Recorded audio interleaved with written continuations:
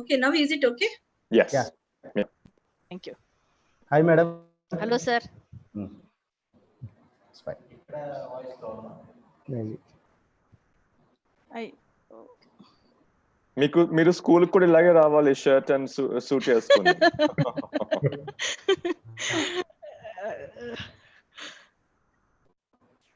మీరు trend create చేయాలండి మీరు అదే sir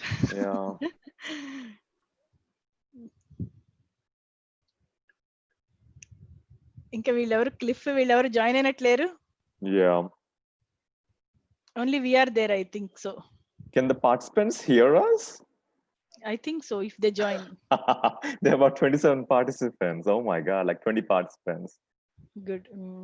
Yeah. 21, yeah.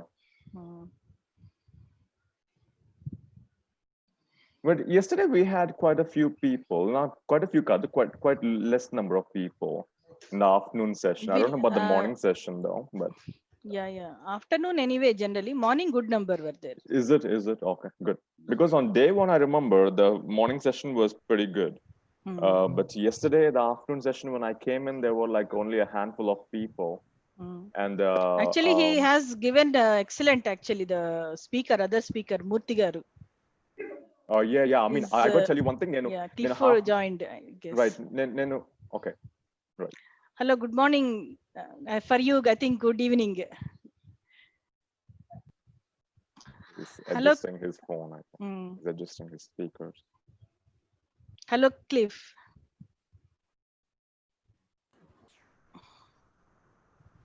Professor Cliff. Hello. Hello, Professor Clifford. Hello. I'm not hearing you, so let me work a little bit with my audio, please. Fine. Sure. Sir. There we go. That is better. Testing 1, 2, 3, 4. Can you hear me now? Fine. Yeah. Perfect. Great. Loud and clear. Good. It's clear. So let me practice sharing if I can.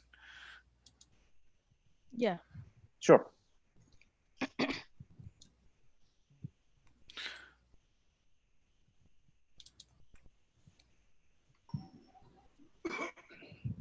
And you should see my... Yeah. It is Yes, we do. Yeah. Perfect. And I'll practice advancing the slides. Please. There we go. Yeah. Slide 2, slide 3. Fantastic. Okay, I will stop sharing. Great.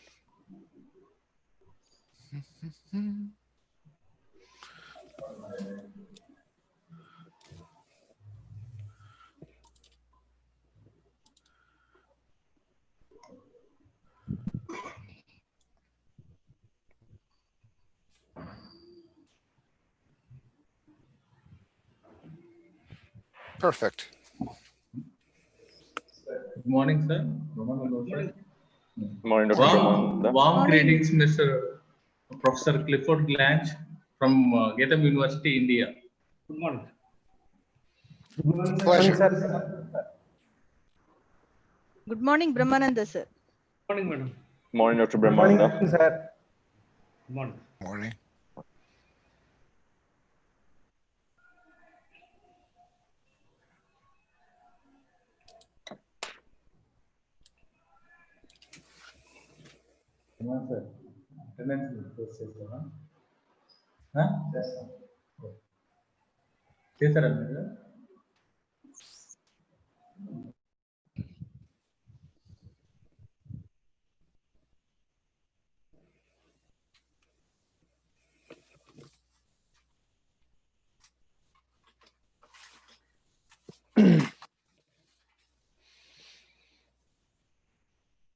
Is that your laboratory that you're sitting in, Mr. Glens? I wish it was my home, but it is a phony backdrop taken from the internet. If I showed you my home office, you would be appalled at how messy it is. So My wife wants me to go back to my office so I can clean up, so she can clean up in here. Good morning. Good morning, Dinesh sir. Morning, Dr. Seth.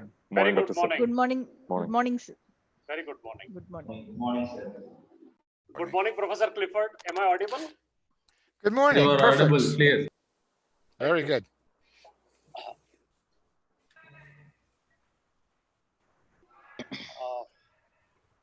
I understand Professor Gupta is yet to join.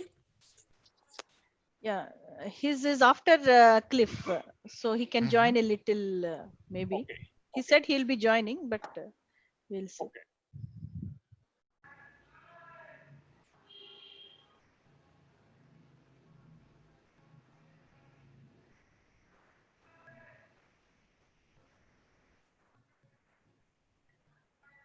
Brahma sir, you love reading, huh? These are all my dad's books, sir. Okay. It is all Mahabharata and Ramayana. Wow. Oh, I thought they were encyclopedias or something.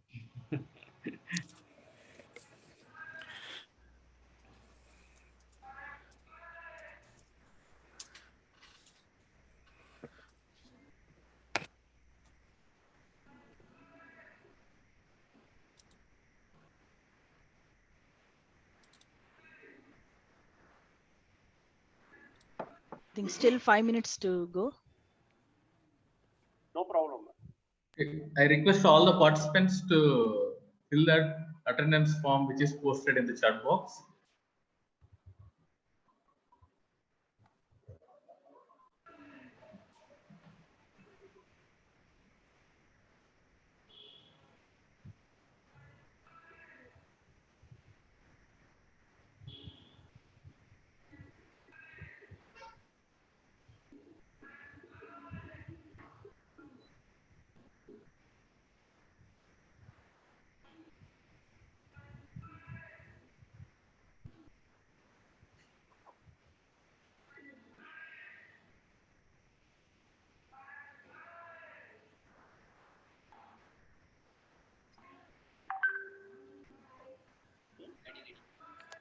Meeting चल रहा है 10 minute बाद आएगा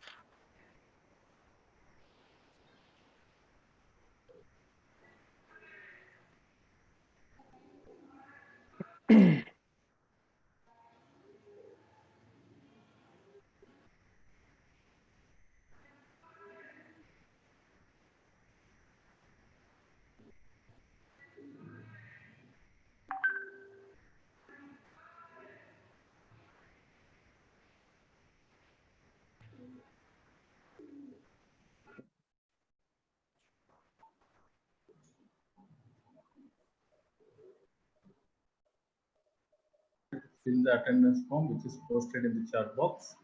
The session is going to start soon.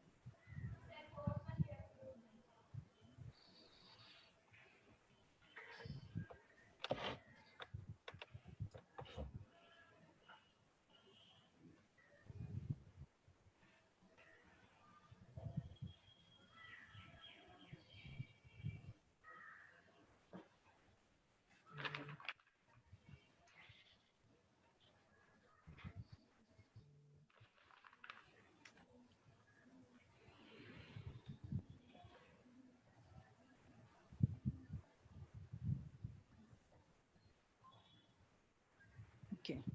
So, okay.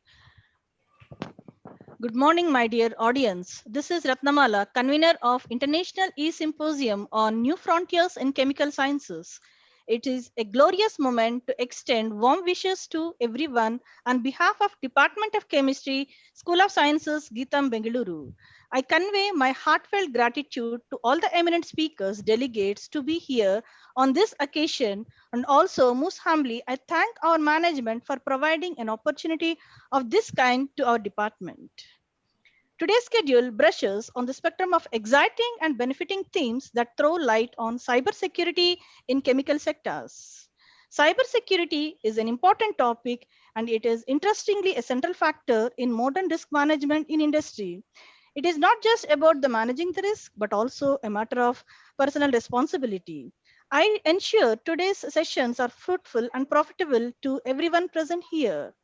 Before we begin the session, I would like to express my warm regards to Professor Dinesh Seth, Director, School of Technology, GITAM Bengaluru, who is sincerely committed to make this event a success. Sir, I would like to request you to address the audience and make the moment memorable. Over to Professor Dinesh Seth. Thank you very much, madam. Thanks for having me here in this symposium.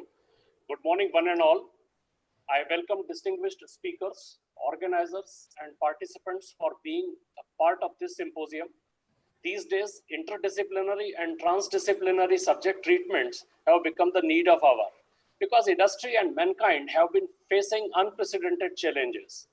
In this tough time, companies, they don't want to miss any opportunity to make money through unlawful means.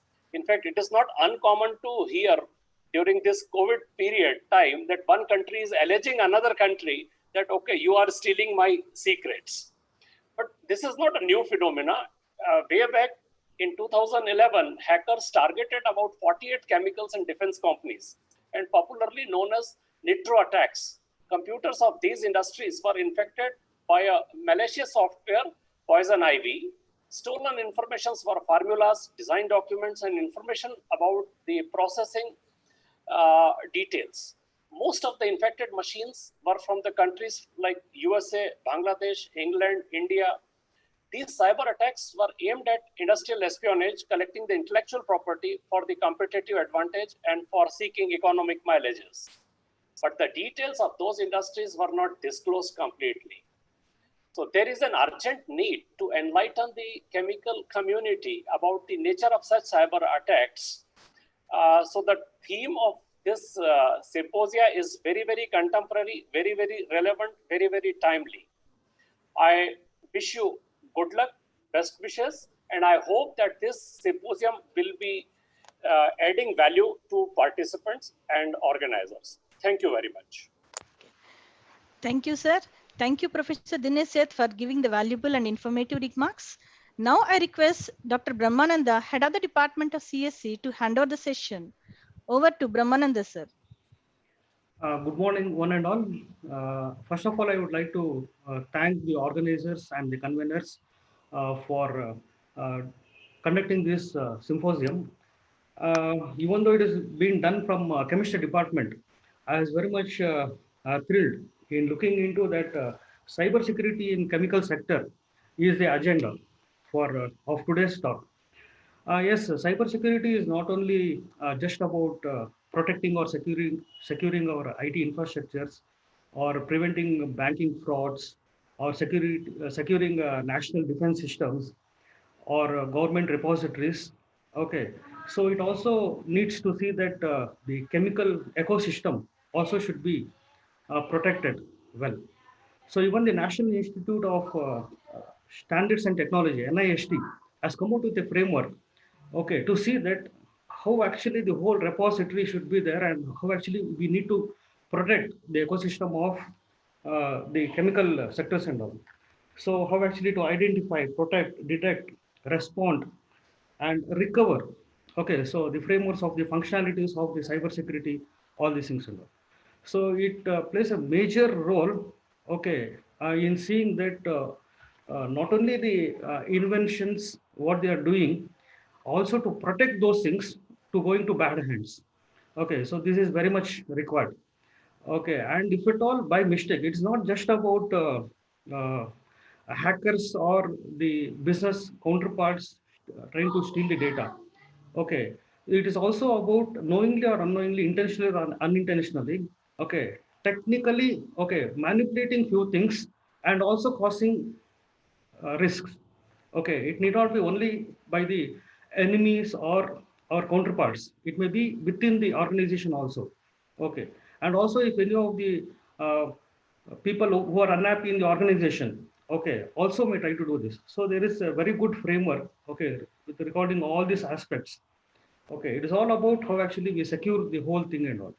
So for today's sessions, we are having two eminent persons, Professor Clifford Glantz and Shri Nikhil Gupta, Gauri Shetty. So hope the session will be very nice, okay, and informative.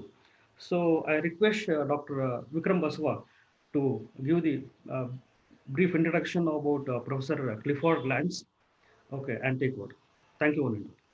Thank you very much, Dr. Brahmananda. It gives me an immense pleasure to introduce the first speaker of the session, Professor Clifford Glantz.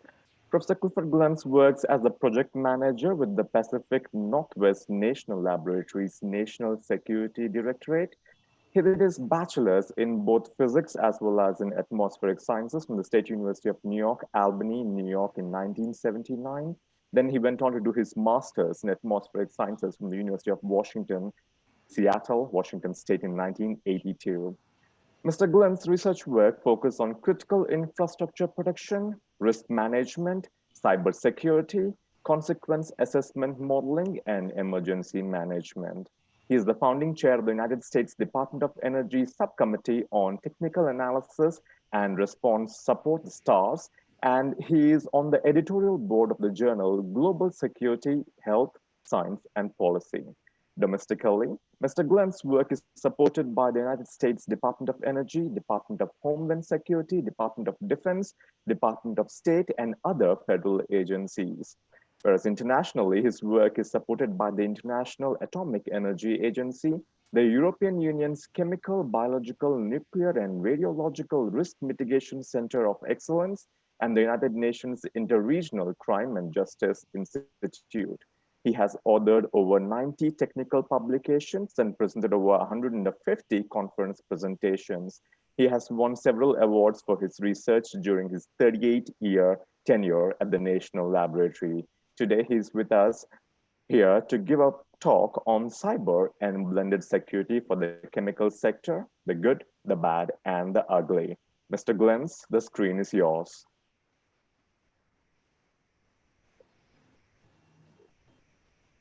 Unmute, Cliff, Professor Cliff, please unmute yours. Fine. Done. Thank you so much. Thank you for that excellent introduction. I am sharing my screen right now.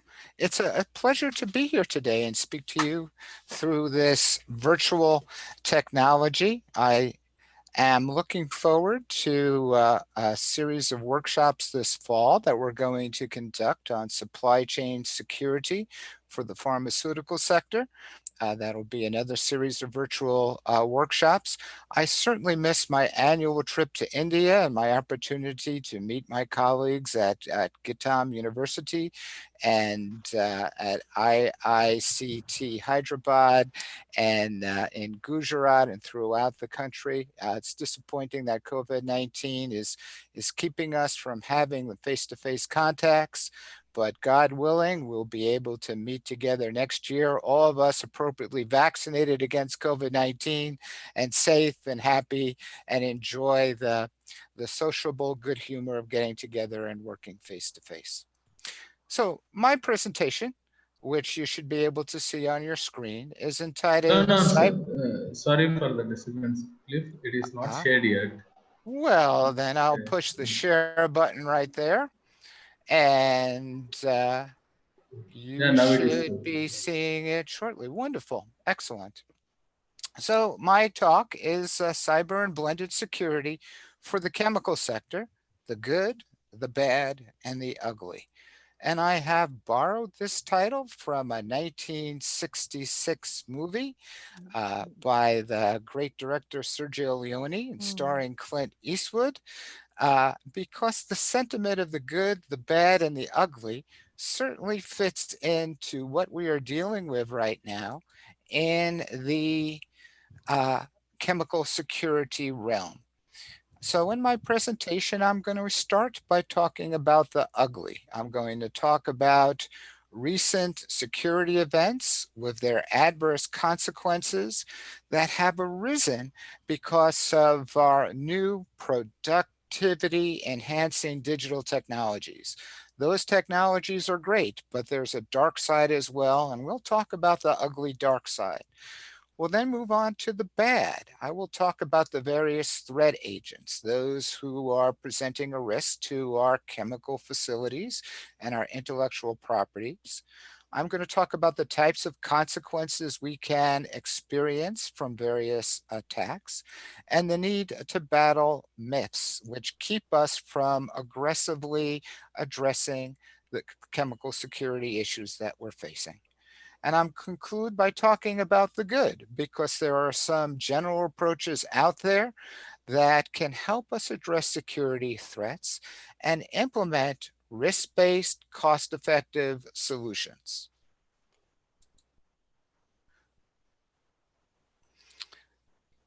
So we've gotten to this situation where there are significant threats that are affecting our energy, chemical manufacturing, medical, defense, and other critical infrastructures. And these threats seem to be growing with time, growing at an alarming rate. And of course, we had the wonderful development of digital systems and the internet that has enhanced our lives and has enhanced the productivity of our research and the productivity of our chemical industry. Uh, and it has reduced operating costs and in many cases increased safety as well. However, the downside we face is the increasing risk associated by cyber and blended cyber and physical attacks. So it used to be traditionally that security was just a physical security problem. It was addressed by physical security specialists and involved standard gates and guards and locks on doors. And our chemists and chemical engineers played their role by locking their sensitive files in safes or locking their office doors. But security really was an issue that was relegated more to physical security professionals. Now, with the introduction of increased digital technologies, we have the cybersecurity threat that is affecting our sector and our research. And there's the risk of cyber attack in addition to physical attack. And there's also a blended attack, whereas a cybersecurity attack could be used to lower physical protection mechanisms. For example, a lot of our physical security now involves not only gates and guards, but it involves cameras, it involves alarm systems, many of which are connected through the internet and intranet to a central guard station. So a blended attack might involve a cyber intrusion into those digital physical protection systems to render them ineffective and make a physical attack that much more easy to carry out. Alternatively, there could also be a physical attack, a break-in, where our cyber or computer resources are stored. And that could allow adversaries to get direct access to our computer systems and be able to manipulate them without having to get through all sorts of digital security controls. So those are two aspects of a blended attack that we now have to be concerned with. And with these additional attack mechanisms, the role of safeguarding information and safeguarding assets becomes not only the job of the physical security specialist, but it also becomes the job of our IT specialists, our information technology specialists, our cybersecurity specialists, and also our chemists and chemical engineers and researchers and students, because everyone, as we'll talk about, has a critical role to play in this rich attack environment that we are now living in. So let's start off with talking about some of the ugly that is out there. I'm going to present a series of newspaper stories just to illustrate the magnitude of the problem. When I first started doing cybersecurity work in the 1990s and the early 2000s, it was the biggest challenge I had was getting company officials to recognize the potential severity of the cyber challenges that they were now starting to face. This day and age, that's not as much of a challenge because it seems like almost daily or weekly, there's a news story reporting the impacts of another cyber attack and its devastating consequences to various organizations. This first article I'm showing involves a major attack involving ransomware on a couple of US-based chemical companies. And in this particular attack, they suffered an inability to access a lot of their business information associated with their IT systems. Their systems were encrypted by the adversaries, and they were faced with the prospect of paying a substantial ransom to get their systems and get their data back online. Now, the company claimed that there were only limited interruptions in their operations, but if you read between the lines, limited operations mean that this particular ransomware attack did, to some extent, affect the operations of their chemical facilities and their ability to do processing. And a major concern we have is a ransomware attack that will affect the actual ability of a chemical organization to operate its control systems and to keep its material in a safe and secure environment. Several years ago, Symantec uncovered attacks targeting the chemical industry to steal information. And as we heard earlier, that is a significant problem that the chemical sector is recognizing, that their chemicals, their production processes, their intellectual property are all available, stored on digital systems, often with internet, intranet connections, and are therefore vulnerable to theft. For many criminal organizations or other countries that are competitors, it is so much easier to steal information than to actually do their own relatively expensive research. So that is a significant problem we're facing.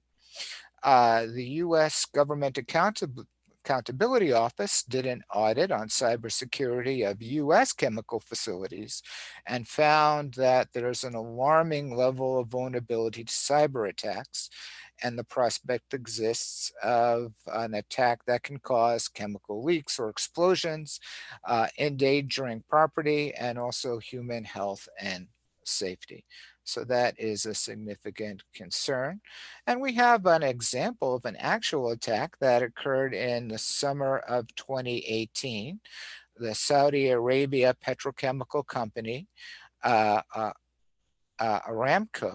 was subject to a very significant cyber assault. Post-assault analysis indicated that this was probably being conducted by an adversary nation state, well-funded, well-planned attack on their resources.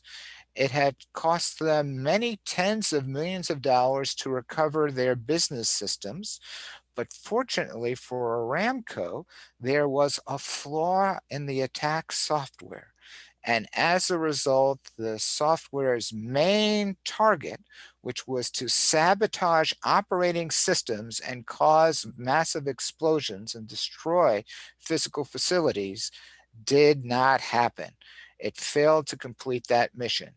But with a little bit more work, that could very easily have happened. And so this was a wake-up call to the entire petrochemical industry and others into the chemical sector that this is an actual real issue, and you could have well-planned, well-executed nation-state sponsored attacks which could affect your company.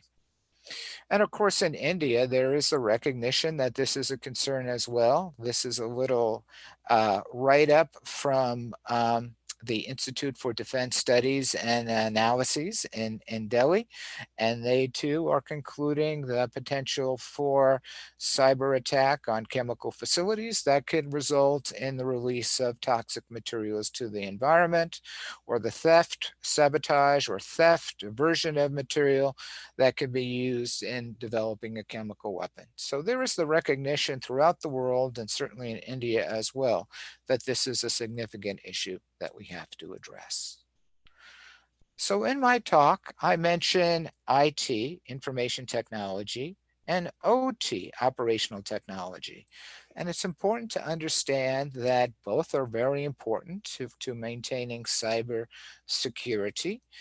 Information technology is what we're used to in our offices, our office computers, things that do business applications, email, authoring of documents, data analysis, data storage, inventory tracking.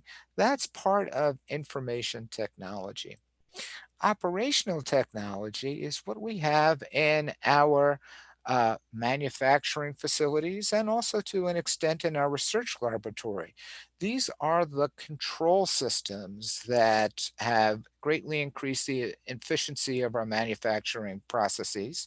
They control machinery, equipment, and assets. And some examples of this include PLCs, programmatic logic controllers, and SCADA devices, supervisory control and data analysis devices. And these are found in almost every critical infrastructure, providing control of critical processes. And there are a number of key differences when we want to do security, differences between IT systems and OT systems. IT systems are sort of discretionary in when you could use them. You could put an IT network down or a computer down for a couple of hours in the middle of the night, and it'll cause very little disruption, very little problem as you go through and do operating system upgrades and other upgrades, enhancements that are needed. OT systems are different. Often they have to operate around the clock throughout the year. If you have a chemical manufacturing process going on, you can't stop that process in the middle of the night to do a software upgrade and operating system upgrade. So that has to operate around the clock, and it is critical that it be operated. It can't accept delays. Another issue that we have associated between IT and OT systems is IT systems tend to have a relatively short lifespan. 2 years, 3 years, maybe 5 years. After a while, those IT systems become obsolete and are donated to schools and other institutions for use by students, but their usefulness in the industry environment and the research environment decreases because of the rapid expansion and improvements that are occurring in IT equipment. On the other hand, OT systems are very stable. It's very common to see operating control systems, operating technology that can operate for 20 or 30 plus years. Once in place and operating, it's often not cost effective to replace it with a newer device. So those are just some of the differences between IT and OT, which are very important for a security standpoint and a security control standpoint.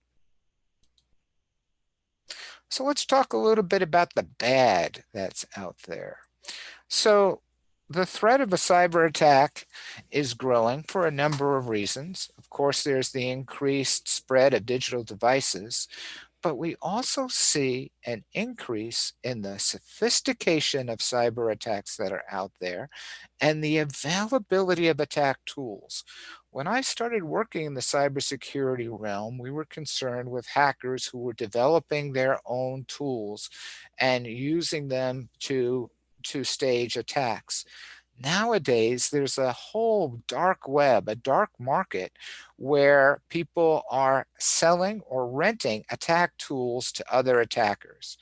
The newer the attack weapon, the more capable, the higher the price that they charge. And some of the old ones are actually available on the dark web free of charge, so that they are accessible to almost anyone who wants to play around with various cyber attack tools. So we have a wide availability of the weapons that attackers can use. It's extremely easy to mount an attack, and an attack can not only affect one asset on your system, it could also affect multiple assets on the system, and that could significantly increase the consequences because backup systems and safety systems that you might rely on could also be compromised. The other key problem that we have is there's a relative lack of attribution and retribution. Attribution, it's very difficult to identify the attacker. Attackers could have a chain of servers that they operate through, so that it's very difficult, if not impossible, to trace the attack back to its origin. And even if you have a good idea of where it's coming from, it's very hard to get proof that can be demonstrated in a court of law to convict an attacker beyond a shadow of a doubt. And that means retribution is very difficult. You can't sue that attacker. You can't counterattack because it's so easy for them to hide their trails or to frame someone else for an attack that they're conducting. We also have, as a problem, the very significant difference between the reward to the attacker and the cost that it takes them to mount an attack. It can be very inexpensive to mount a sophisticated cyber attack, and the reward that the attackers can get could far exceed their cost, making it a very attractive way to attack facilities. So what are attacker motivations? They run a very wide gamut. An attacker might want to disrupt operations. They might want to diminish your readiness, your emergency preparedness. They might want to damage or destroy resources in your physical plant. They might want to harm people, and they might want to damage the environment. They may just be interested in driving up your operations and maintenance costs. They might want to gather intelligence and steal personnel information that they could use for various purposes. Steal business sensitive information, of course, and divert resources, your resources, for their own gain. They might want to embarrass organizations, influence public opinion, influence the opinion and action of regulators and legislators, or just the opinion of the general member of the population towards your company or your government. So there are tons of different motivations that attackers may have. Now, these adversaries, these attackers, can come from a number of different camps. We have the traditional picture of a hacker working in their basement. That still exists, but is of less of a concern today compared to some of the other concerns we have. There's a concern that terrorists would use cyber and cyber physical blended attacks as part of their attack profile. And we have seen evidence captured from terrorist organizations that they are considering and planning to use cyber in future types of attacks. So that's something we have to be on guard against. The criminal involvement in cyber attacks has exploded. There's a tremendous amount of money that can be made through blackmail and ransomware. And so criminals are out there mounting attacks, and they're developing attack tools and selling them or renting them on the dark web. So we have to be concerned with criminals as well. Hacktivists are groups who are doing hacking or cyber attacks for political motivations, to embarrass an industry, to curtail industry activities. That is an issue. Nation states are something that is a very pressing issue now. Almost every nation in the world has a cyber offensive capability that they're developing because they know their adversaries are doing the same thing. And so we hear stories all the time about nation states that are potentially mounting attacks. The Aramco attack is one example.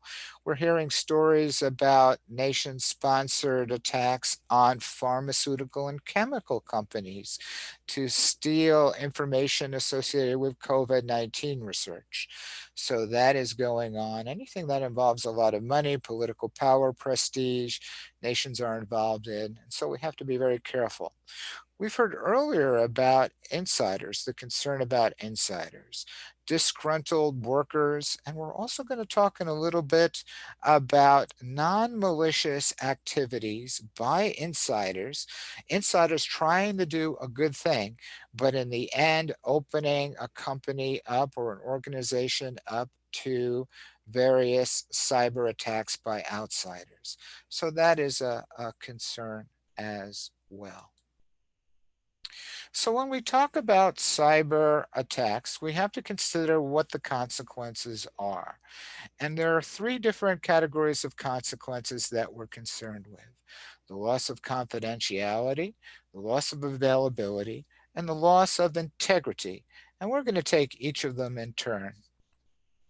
So loss of confidentiality is the theft of information. It can be the loss of safety or security information, intellectual property, sensitive operational or business information, or a compromise of personnel security, identity theft, or warning about your staff so that they could potentially be compromised in additional attacks. So that is a very important concern. But for the chemical sector, maybe even more important is the loss of availability. Are we threatened with the inability to access our business systems, our databases? And what is the cost to our organization and its operations and its research if we cannot access our business systems? What is the cost to our production if we cannot access our operational systems to keep our facilities up and operating in this digital age?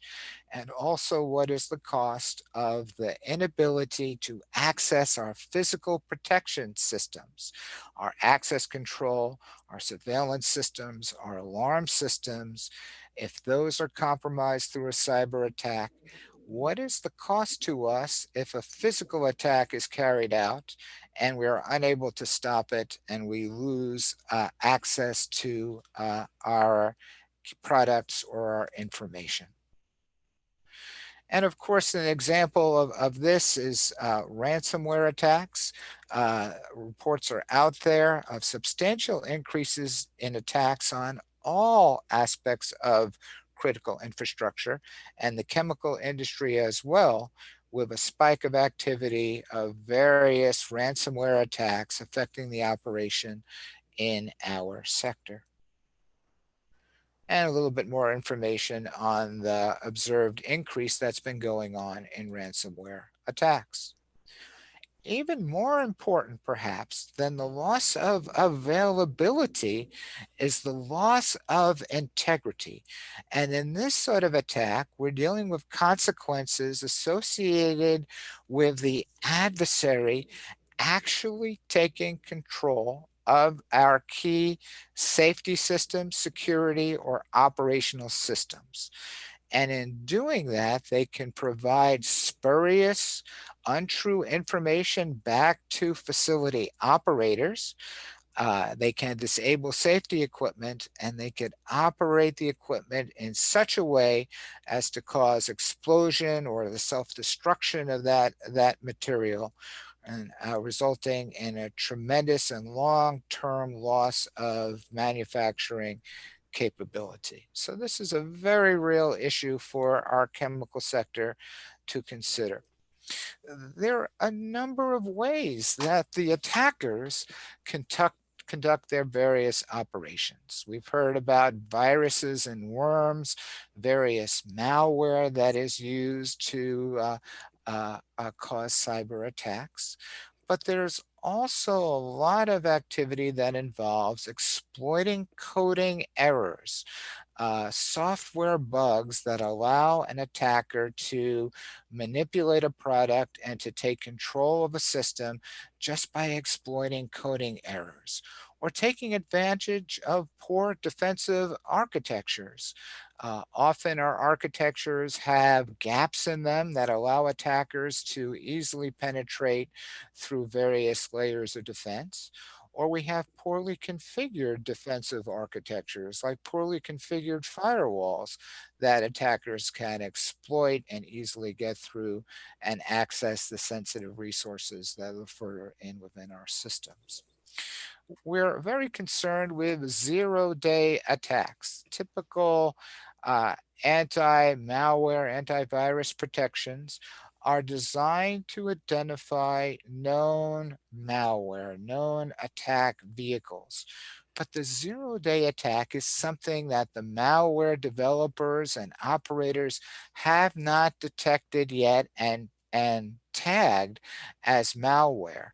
So our malware, our antivirus systems are not able to detect zero-day attacks. And those zero-day attacks may persist for days, weeks, months, or years before they're finally detected and effective actions can be taken to neutralize them with existing protective measures. Social engineering is a very important venue for attackers. Phishing attacks is something you're probably well familiar with, where there's a message sent, an email with an attachment that contains malware, and the attacker is encouraging people to click on that.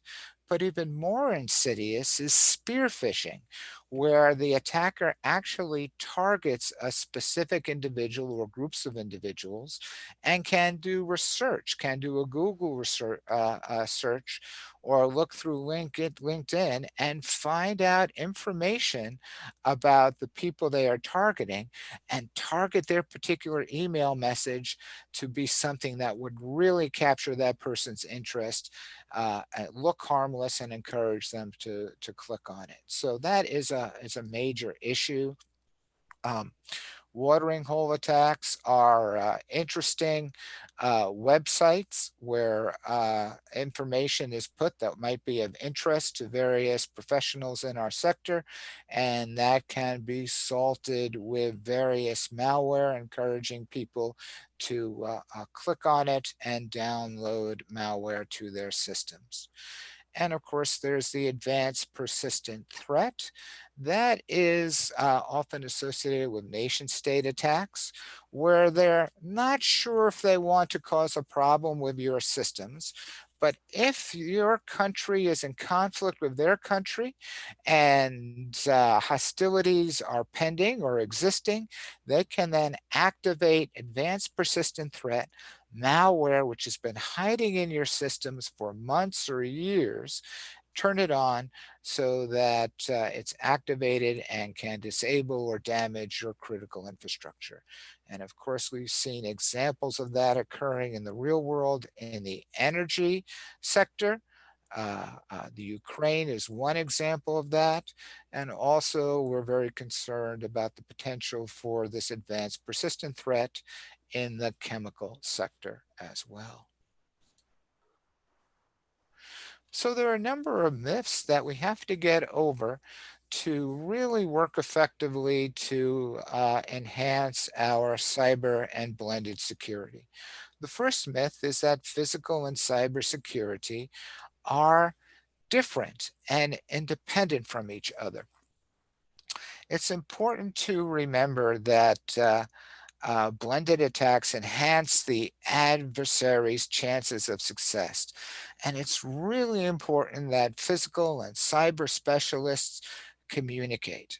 I can't tell you how many times I've gone to a critical infrastructure facility and I've asked to speak to the physical security expert, and I've asked to speak to the person in charge of cybersecurity, have them come into the meeting room at the same time and watch them introduce themselves. These are people who should be working together on a daily or weekly basis, and yet it's my involvement, my arrival at a facility to do assessment that results in their meeting each other for the first time. In today's day and age, physical and cybersecurity specialists need to work together. And this has been uh, uh, sort of seen for years as a lesson in movies. The Italian Job is a famous 1969 movie involving a gold heist. And in that movie, it's the first bit of cinema that I know of that included a blended cyber physical attack. They did the physical robbery of the gold, and then they broke into the control system for the street lights.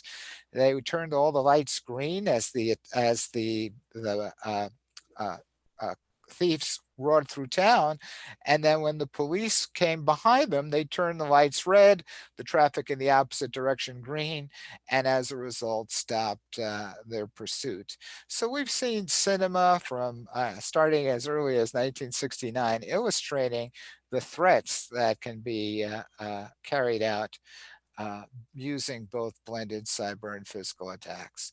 And of course, I love the original Mission Impossible movie where we have physically enabled cyber attack where Tom Cruise hangs down from the ceiling and accesses a computer which is not connected to any other systems to steal information.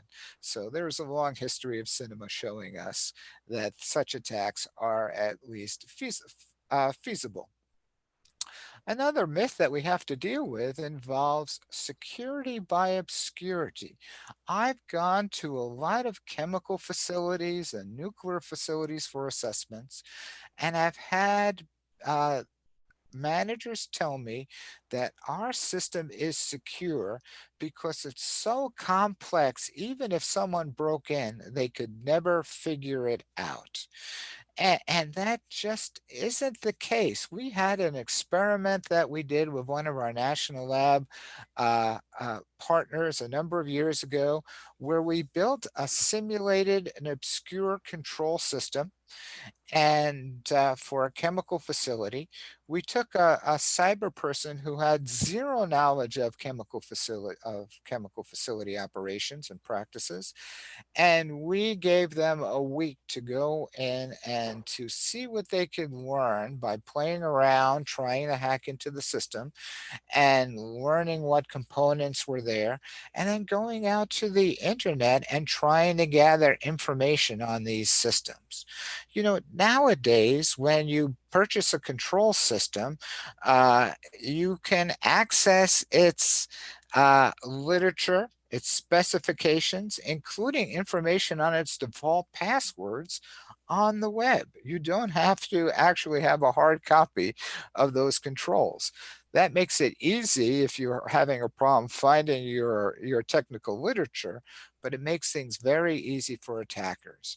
Within 3 days of giving that assignment, that cyber person came back to us and showed us that they could manipulate the system, the simulated system, transfer chemicals from one tank to another tank, and then overflow that second tank and cause an environmental spill and subsequent explosion. And so obscurity is not an effective measure of security. You have to assume that your attacker will invest the time and energy to learn about your system and to figure out how to control it, even if you think it's relatively obscure in its operation. Another issue, myth that we deal with involves firewalls and antivirus software that they'll protect us from an attack. As I talked about earlier, they will only protect you from viruses and worms that they have identified as malware. If if it is a zero-day attack, if it's something that's not in their database of known malware, it's not going to help you. And a firewall is only as good as its configuration. Often firewalls are installed and set up with a very loose configuration to allow a lot of communication back and forth. But in doing so, they also allow the adversaries to craft an attack that makes it very easy to compromise a firewall. A firewall looks good on paper, but it has to be implemented by an appropriate professional for it to be effective in protecting your system. The other issue that we run into is that firewalls, defensive architectures, antivirus are all part of a defensive architecture. But a castle, even the strongest castle, does not provide an effective defense if there's no one in the watchtower. If you have no one in the watchtower, a single attacker with a pickaxe could come and spend a week and chip through a uh, foot-wide defensive wall and enter into the castle. The analogy for cybersecurity is we often do not have automated monitoring of our firewall logs and other defenses to see if there's an attack going on. No matter how good our firewall, no matter how good our defensive architecture, if you give an attacker unlimited time, eventually they will find a weakness in your armor, in your network, and be able to break in. So it's time and time again, I go to facilities that take great pride in their defensive architecture and their firewalls, but they are not monitoring their firewall logs. And so they have no idea who's trying to attack and how long that attacker could chip away before they finally get into their system. And then once in their system, can they detect it? That's another issue that they often run into. I often hear the myth that we do not have any insider threat. A lot of organizations claim that we do a good job vetting or reviewing our employees before they're hired.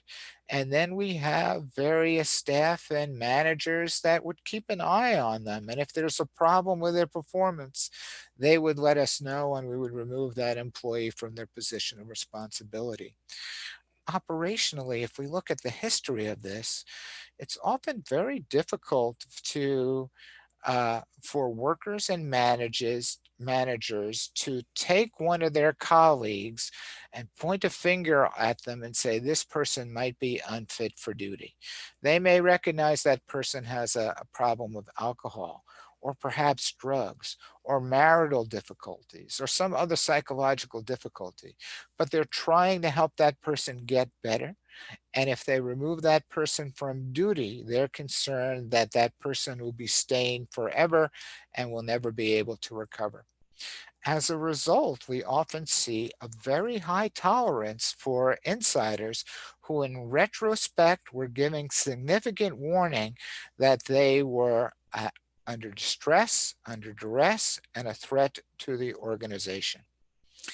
In addition, one of the really critical sorts of insider threats we have are associated with non-malicious activities. That's when employees are trying to do something good and appropriate for the organization, but in doing so, they violate security policies and open up security vulnerabilities for the organization. One example of that I've seen is a control system that was relatively new and was encountering frequent problems that required a technician to access it, to reset it, and to get it to run properly. And because that system had to be running 24/7 through around the clock, they would call the technician whenever they saw a problem. That technician would be at home and then have to travel into work in the middle of the night to do the 3-minute repair to get that system running correctly again. So what that technician did is he installed a modem directly to that particular control system on the inside of all of the facility's defensive architecture, electronic defensive architecture. And so when he got a call about a problem in the middle of the night, he can roll out of bed, open up his laptop, put in a command, fix the problem, and go back to bed. From his perspective, he was making things easy not only for himself, but he was improving the reliability of that system by reducing the downtime it took for it to be repaired. What he didn't realize and what the organization didn't realize is this modem that he connected up had a very simple password and could be cracked by an attacker in a matter of minutes using a password cracking code. So he had essentially bypassed multiple layers of security architecture within his organization. Again, non-malicious, but still opening a tremendous vulnerability for the organization. We also hear people talking about their upstream and downstream supply or product chain is secure. And one of the examples I have to illustrate where there may be a problem is we consider something that is very common, like a server motherboard that's part of our IT and OT operating systems. It is a very complicated piece of equipment and containing thousands of microprocessors. And just by looking at it, you can't tell what it's doing and what it's capable of. In fact, you can strip away various layers of chips and components on the motherboard, trying to determine what chips are doing, what their purpose is. And what we've seen in the real world is every now and then you find a chip on this motherboard that no one knows what the heck that chip is doing.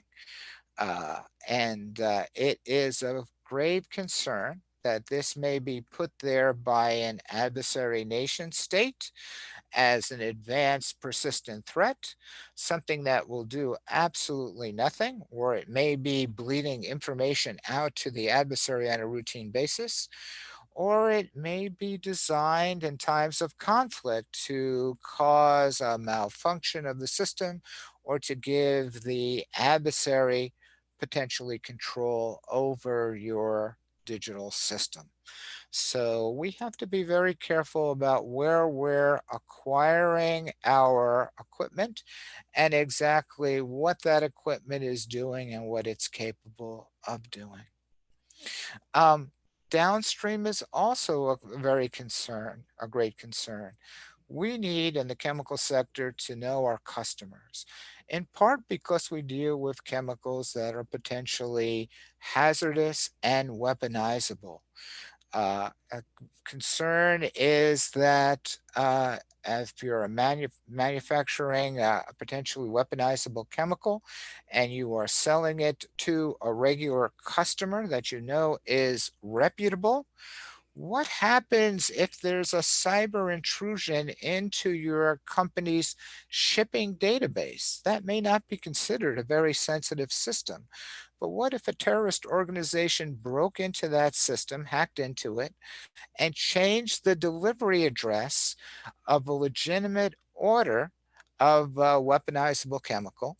And instead of delivering it to the actual customer, they directed that it be delivered to their warehouse.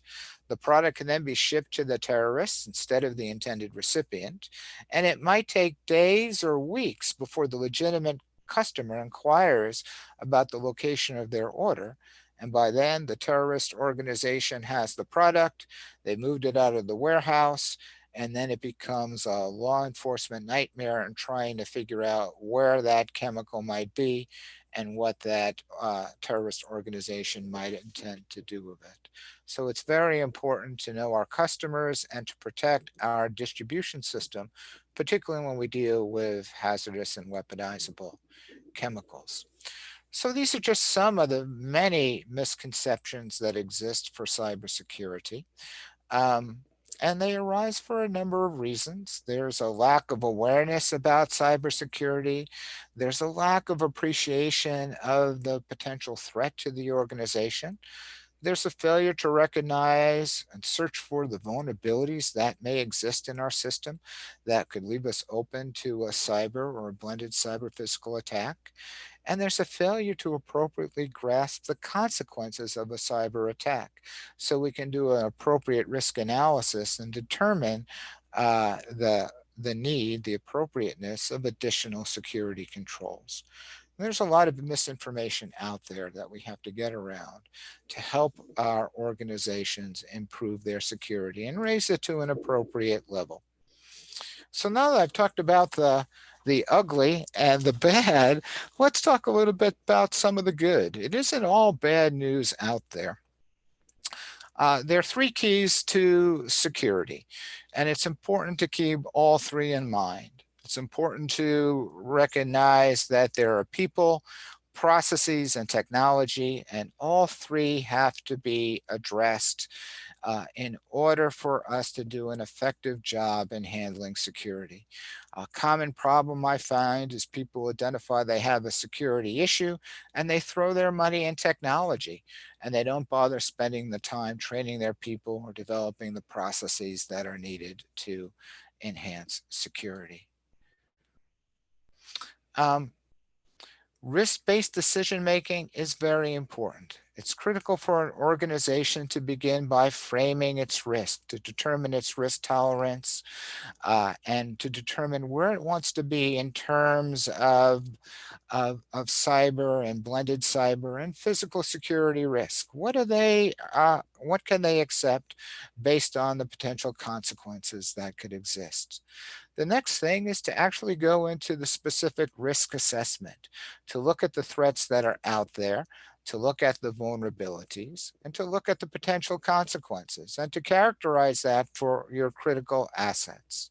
And then you move into the risk response mode. Is your level of risk that you've recorded, is that lined up with what's come out of risk framing? If it isn't, then you have to have a risk response. You need to enhance your security so that your actual risk aligns with the risk that you're willing to live with. And then finally, there's a need for ongoing risk monitoring, and that's constantly checking for new threats and vulnerabilities and consequences, and then to repeat the process so that your risk level is compatible with what you're willing to live with. So there are a number of ways to deal with risk. We could accept our risk as this is the cost of doing business and we can live with this. We could transfer risk by using a vehicle such as insurance. We will pay a premium to the insurance company, and then if there is a cyber event or a security event, any of the cost of that will be borne by the security company. We could also take active steps to enhance security to reduce risk, or we can avoid risk entirely. We can say that this particular product that we're manufacturing is just too risky. We're not going to manufacture it anymore. Therefore, we immediately get away with the risk associated with that particular product. So those are the four different ways that we can deal with security risk. And risk becomes a process then that's determined where decisions are made based on costs and benefits. We need to understand the costs it takes to purchase and operate security equipment, but also on the cost side of the ledger, we need to consider the potential costs associated with the loss of human health and safety, the loss of intellectual property, business income, public perception risks, and other costs we may encounter. And companies need to find the right balance between security costs and security benefits so they can prevent future losses. So there are a number of steps for instituting an effective security program, including examining organization-wide practices, identifying assets, conducting tabletop reviews, walkthrough inspections and testing, assessing potential threats, attack vectors, and vulnerabilities, performing risk assessments, and on, as I indicated earlier. Then evaluate new security controls and make risk-based decisions on your security enhancements, all part of an ongoing program. And as my colleague mentioned earlier, the National Institute of Standards and Technology provides a wealth of free, publicly accessible documents that provide guidance on putting together an effective security program and also adopting security controls. And their framework focuses on identifying potential problems, protecting yourself from those issues, detecting ongoing or current security activities, intrusions that may be occurring, responding in a timely and effective manner, and then recovering operations after a cyber attack. And now we're near the very end. There are a couple of very interesting NIST documents that are part of an important suite of NIST documents that give an actual detailed list of suites of security controls that can be put into place for IT systems and also for operational technology systems. These documents are quite lengthy, several hundred pages each, epic tomes, but give a very thorough review of the various security controls that are out there that could potentially be selected to enhance both IT and OT security. Cybersecurity program elements, very important to assign roles and responsibilities for cybersecurity, to have an appropriate team to address security problems, to know your assets, to develop an effective plan, to install a cybersecurity culture within your organization where your staff are trained and aware of security issues, to assess threats and consequences and risks, to install security controls, identify security controls, and install ones that are indicated by your risk management program. And with that, I can very quickly segue into what Dr. Gurasetti is going to talk about. He's going to start off by talking about some of our maturity models that can be used by organizations, by universities, by chemical companies, by facilities to assess their current cybersecurity and chemical security status. And my final slide is a little cartoon that I enjoyed quite a bit. What will the warrior guardian of the future look like? Well, it may not be the big guy with the gun. And in fact, it may not just be the little guy with the baseball cap behind him. And in actuality, it's probably both of them needing to work together to safeguard chemical security by addressing the physical, the cyber, and the cyber-physical threats that face our sector. And with that, I thank you very much for your time. Thank you, Clifford Glantz, for taking us to the journey of cybersecurity in the chemical field.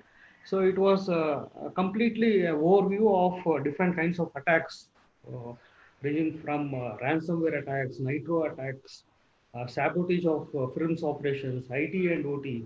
And also you spoke about the CIA triad, loss of confidentiality, loss of availability, loss of integrity.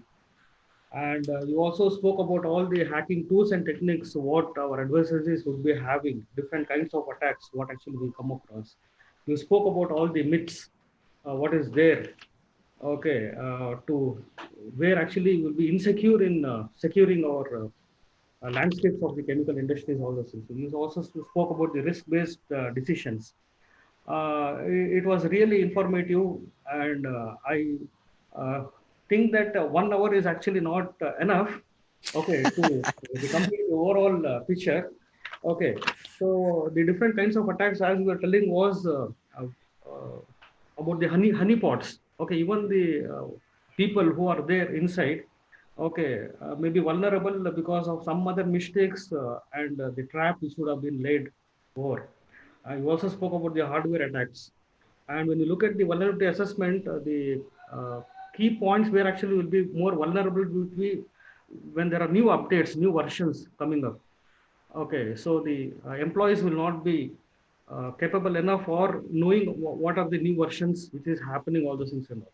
Or whenever new employees join, okay, so while giving access controls, there may be vulnerability for others to attack the systems. And also the what are the whenever we are terminating the employees, okay, whether all the accesses are taken back properly or not, those risks also has to be taken over. And also huge vulnerability will be when bigger companies are taking over small companies. Okay, there will be a lot of policy issues, changes, all those things and all, where the hackers will be trying to look into and exploit these things and all. So there are a lot of things which actually will give an overall idea. Okay, so thanks a lot, sir.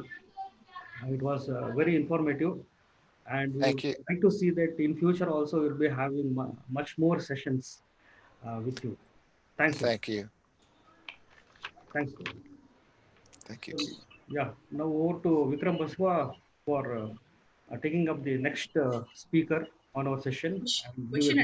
Thank you, Dr. Brahmanda. There is one quick question for you, Mr. Glantz. Yes. So the question is from Dr. Srilak. So it says, email hacking and social media account hacking are common nowadays. How can we prevent these, and what are the precautionary steps that need to be taken?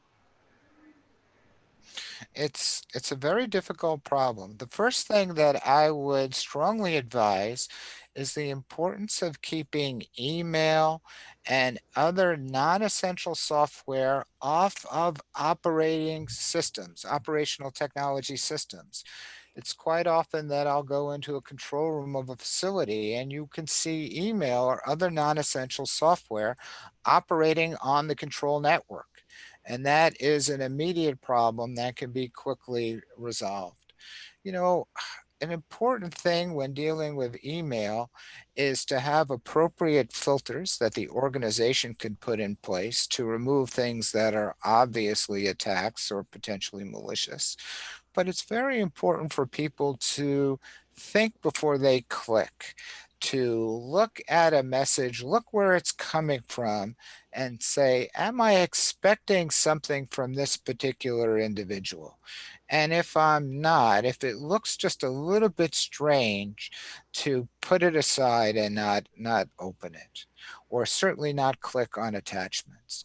So there is no foolproof way to stop all phishing attacks and all email exploits, but we can make it more difficult for the adversaries by taking a little bit more time, a little bit more caution, and being aware, and just taking time before we open something which could potentially introduce malware into our organization. Right, I totally agree with you on that. As a matter of fact, I've seen quite a few emails in the recent past where, which are so well fabricated that it's hard for you to differentiate which one is real and which one is not. They are that well fabricated. The emails are, yeah. And I can tell you, no matter how good the cybersecurity expert, we can also be had, we can be filled, because there's so much information out there about us. People know what I'm interested in. And they could say, you know, Cliff, I've met with you at this particular meeting and we had a great discussion and I loved your paper on this topic. And here's a paper that's just come out from the UK, which is just on that same exact topic. And if it's well enough crafted, I can easily be fooled and click on that. So I could say be careful, but I could also say that none of us is perfect and all of us can be fooled by an appropriately crafted spear phishing attack. Absolutely. Thank you very much, Mr. Glantz, for the amazing session, the fabulous session of yours, presentation and everything. Yep. And Vikram sir, from my side, I am having one question. Please, thank you, Professor Clifford Glantz, for your enlightening lecture on cybersecurity. And within the box, you people are doing many things in order to protect the respective softwares, other credentials of the organizations. But out of the box, what kind of motivational classes or rules you are framing in order to motivate the hackers who are learning the courses and all? How you are imposing that? So I'm sorry, I had a little difficulty hearing you. What Okay. I think that just the microphone was a little blurry, but one of the things I think I'll say is there's a lot of wonderful online training that is out there right now that could help the non-cybersecurity specialist come up to speed on some of the issues that are out there. I've done a lot of work with the International Atomic Energy Agency, and they have a wonderful set of cybersecurity e-learning courses, and other organizations as well are putting those out there. So there is an opportunity, provided organizations are encouraging staff to learn, and they're also providing people with the time and the permission to go and take additional training that would help safeguard the organization. Personally, I think that's time well spent for an organization to enhance the training of its staff. I hope I answered the question, but it's only a guess that that was the actual question you were answering. I'm so sorry. Okay. Okay. Thank you. Thank you. Thank you, Mr. Glims. Does anyone have any questions? If no one has any questions, and off to Dr. Ratnamala. Okay, thank you. Thank you, Professor Clifford Glantz, for enlightening presentation and sparing your valuable time. As Dr. Brahmananda rightly said, 1 hour is just not sufficient. But of course, for today's session, that should be. Now I request Dr. Venkatratnam to release the appreciation certificate to Professor Clifford Glantz.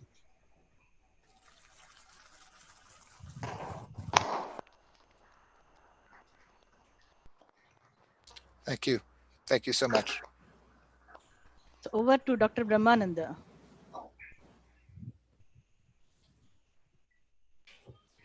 So after one of the very good session, now we're very eagerly waiting to have Nikhil Gupta Gauri Shetty for the next session.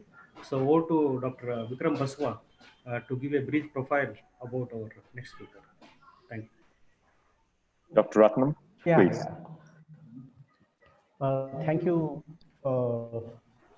convener Ratnamala madam and Brahmananda sir, the session chair. Welcome to the E-Dayas and welcome to the Dr. Sri Nikhil Gupta Gauri Shetty. In gist of information, it's a privilege to introduce Sri Nikhil Gupta Gauri Shetty. He's a team leader, research engineer, ICS cybersecurity, blockchain for energy, IoT, and power energy. Dr. Nikhil awarded with doctoral philosophy from University of Arkansas at Little Rock in the field of engineering sciences and systems, essentially grid cybersecurity and blockchain applications. Dr. Sri Nikhil Gupta Gauri Shetty is the Energy Systems Cybersecurity Researcher at Pacific Northwest National Laboratory, PNNL, with specialized knowledge and interest in industrial control systems, ICS, cybersecurity, blockchain technology, software engineering, power systems, modeling and simulation, and growing capability in physics-driven machine learning systems. At PNNL, Dr. Nikhil works on several smart grid-connected buildings, cyber physical security projects addressing the resiliency, reliability, and interoperability challenges and needs of critical infrastructure facilities. Dr. Nikhil is the principal investigator for DOE cybersecurity projects such as blockchain-based cybersecurity system for critical infrastructure and transactive energy, mitigation of external exposure for energy delivery systems, non-intrusive cybersecurity tools to enumerate vulnerabilities and threats. Dr. Nikhil honored with awards of Outstanding Graduating Senior Who is Who in America, Outstanding Undergraduate Student, Outstanding Graduate Student, Outstanding Performance. So The session is handed over to Dr. Nikhil. Welcome, sir. Please. Thanks for the introduction, and good morning, everyone. I'm so glad to see so many audience in this session. I will go ahead and share my screen. First of all, I just want to make sure that can you all hear me just fine? Okay, great. Fine, absolutely. All right. I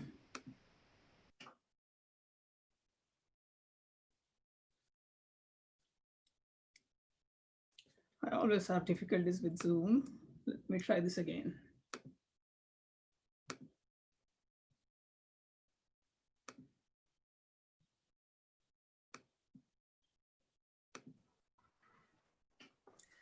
Yeah, it okay. is shared. You can proceed, Dr. Nikhil.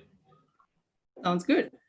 Yeah. Well, Cliff gave an amazing presentation on different types of cybersecurity attacks that are happening in the IT as well as the OT space. And especially we have seen an increase in the attacks in the OT or IoT or Internet of Things space, because control systems in general, they were historically not expected to connect to the internet. But since they are connected to the internet these days because of the smart connected systems, we have seen and we are still continuing to see an increase in the cyber attacks that are targeted to the OT systems. Now, Cliff gave a very nice overview of all the bad and the ugly and the worst things that can happen. Now, let me talk a little bit on what can we do. We are the good guys, right?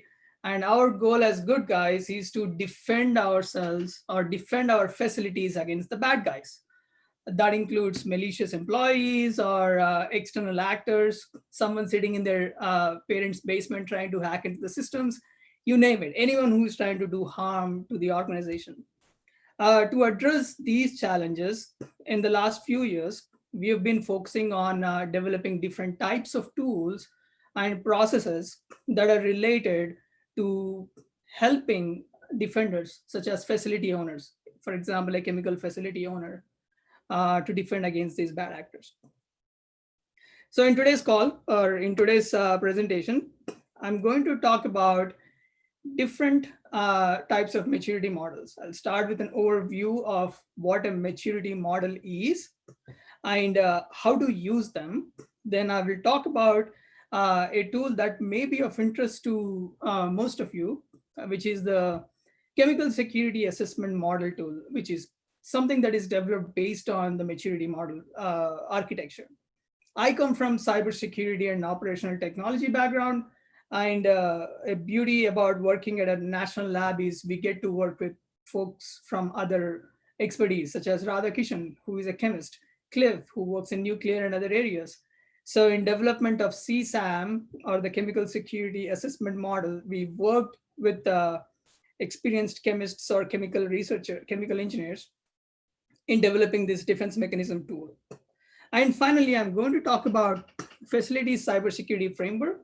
And the reason why we have this particular item in this presentation is because of the different types of attacks that Cliff highlighted in his presentation that are targeting industrial control systems or OT systems. Let's start with a general overview of a maturity model. Why do we even need maturity models? Well, at a very high level, for the very obvious reasons that how do we not only understand the threats that are and the threat actors that are trying to disrupt our facilities or disrupt our operations, but how do we understand the overall cybersecurity or security posture of our organization? Now, when I say security posture, I'm talking about if I question myself as a defender that is my organization capable to defend against all those threat actors and attacks that Cliff talked about? Am I capable to do that? Now, understanding that, answering that question itself, it's a one sentence question, but there is so much behind it. There are so many aspects that intertwine together to answer that particular question. And that's exactly what I'm going to speak in the next 20 to 30 minutes is how does something like a maturity model can help facilities to understand their overall cybersecurity posture and identify what kind of gaps they may have so they can enhance some of their overall protection systems and safeguard against cyber attacks. But before I talk about the core details of this fancy chemical security assessment model and other things, let's talk about the phrase maturity model. Since we were kids, most of us, if not all of us, lived through maturity models. Legos. I don't know how many of you remember Legos playing as a kid. In fact, I still play with puzzles and I love Legos, even as an adult. And 20 years from now, you knock my door and ask me, do you like Legos? I'll say yes to that. So Legos is a very good example because we start with something very simple as a 3-year-old or a 5-year-old. Then we can go all the way to extremely complex. What does it show? It shows the amount of maturity or the complexity that is associated with these Lego systems. Maturity models work in a very similar fashion. We cannot solve all the problems in one day, but we can progressively solve our problems if we strategize our resources and time to reach a particular target state where my organization would be capable enough to defend against cyber or physical or any sorts of attacks in a very effective manner. And if I take that Lego example and make it a little more, I guess, scientific or mathematical, that might resonate with a lot of the audience in this presentation. Let's talk about counting.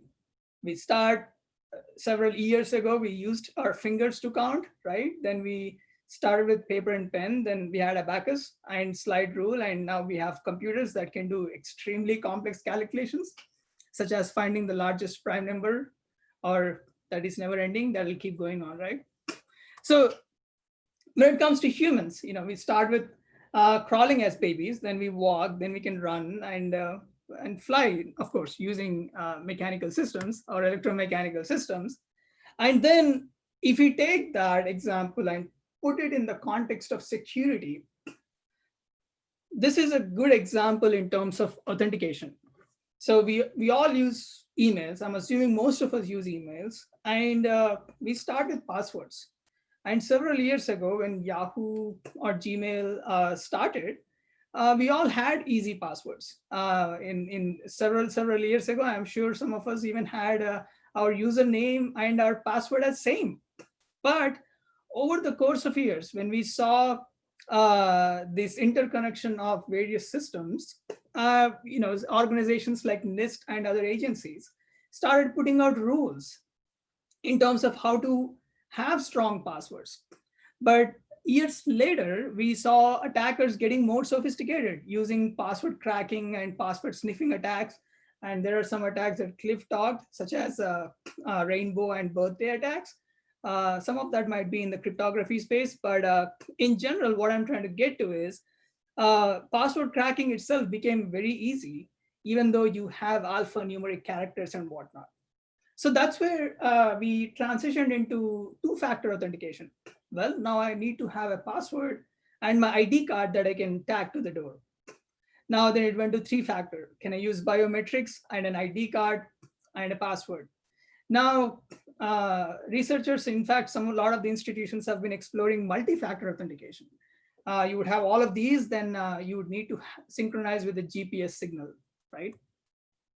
So in terms of the maturity model, it kind of goes in the similar way. If you have various security controls, various security processes, you would start with, are you even doing anything? Right? Even if not, if you don't have a policy, if you don't have a well-defined process, do you have someone who can fix this if something bad happens? So we look at, are you doing something in an ad hoc manner? Then we start looking at, well, are you managing this? Do you have a point of contact? Did you define your policies, right? And are you quantitatively measuring it and managing it, looking at return on investment?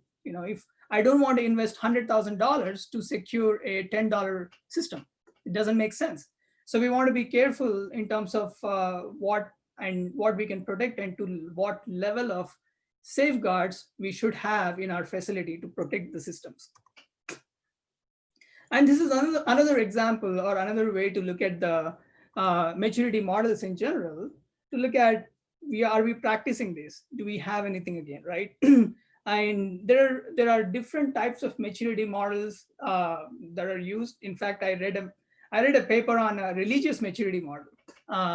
There was a paper from, I believe from Malaysia or somewhere, they were talking about using a maturity model to evaluate the level of religious followers are in the particular community, informal followers all the way to extremely strict orthodox or religious followers, right?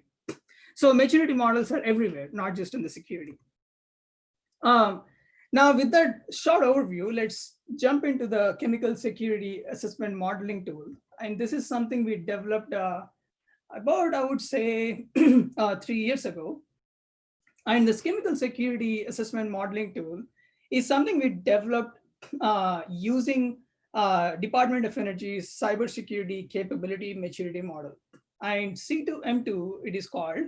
It has been around for a long time, I believe, maybe close to a couple of decades. Cliff, myself, and a whole bunch of PNL researchers work in that space of using C2M2 or that maturity model for different domains, for electricity, for buildings, for any kind of critical infrastructure such as oil and gas. In fact, we developed something for insider threats that Cliff introduced about how you may have a malicious employee. How we developed a model that can be used to evaluate, is the organization prepared for any kind of insider threats? But I'm not going to talk about the details of that particular model, but today I'm going to focus mostly on the CSAM or chemical security assessment model. This model itself is categorized into 10 different domains. Now, if you remember, like about 10 minutes ago, the goal is to understand, is my organization prepared enough to defend against whatever the cyber attack? What is my maturity? What is my security maturity? To answer that simple question, these are all the domains that we have to go through. We start with risk management, and I'm going to talk about these domains in detail in the next few slides. Then we go to asset and lifecycle management, and then we'll talk about identity and access management. And how do we manage the threats and vulnerabilities that we know or we are aware of that might impact our facility? And how about situational awareness? Do we know what is going on around us? Do we know what is going on in our entire sector or domain outside our facility? How about information sharing? We live in a connected world. So what is the right way or right channels or secure channels to share information so we all can help each other? Or in fact, even inside your organization, what is the right channel of sharing the information among different departments? And well, what if there is an event or an attack?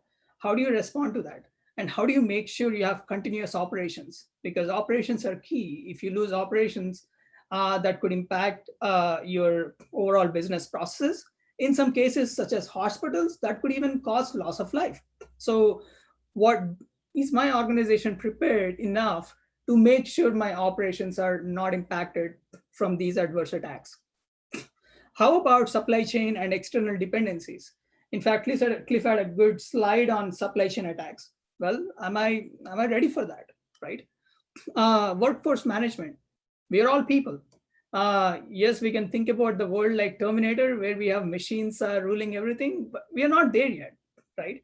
We are still, it's humans who is taking care of everything and all the systems. So do we have the people of it? Because if you remember, there were 3 pieces: people, processes, and technology. Do we have the people, and are they trained enough to maintain the security?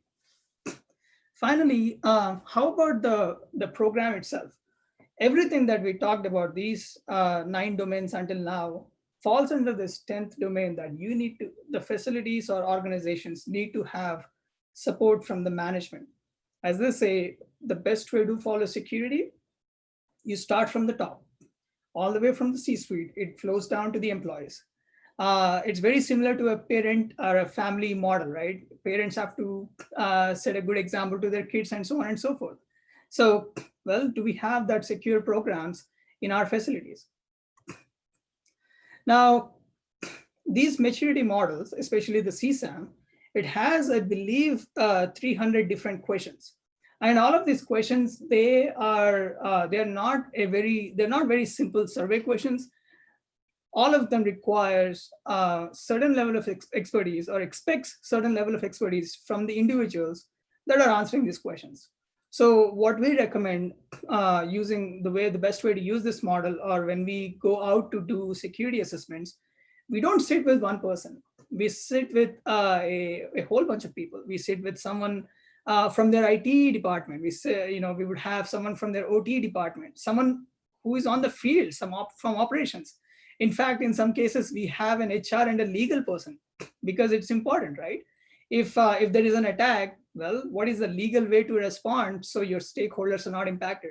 So it's a mix of people that need to work together to go through this assessment to see that if their facility is prepared for adverse events. Now, I know I'm going a little bit slow. I'm going to speed up a little bit. So these questions in general, they are assigned a particular grade. It's called the maturity indicator level.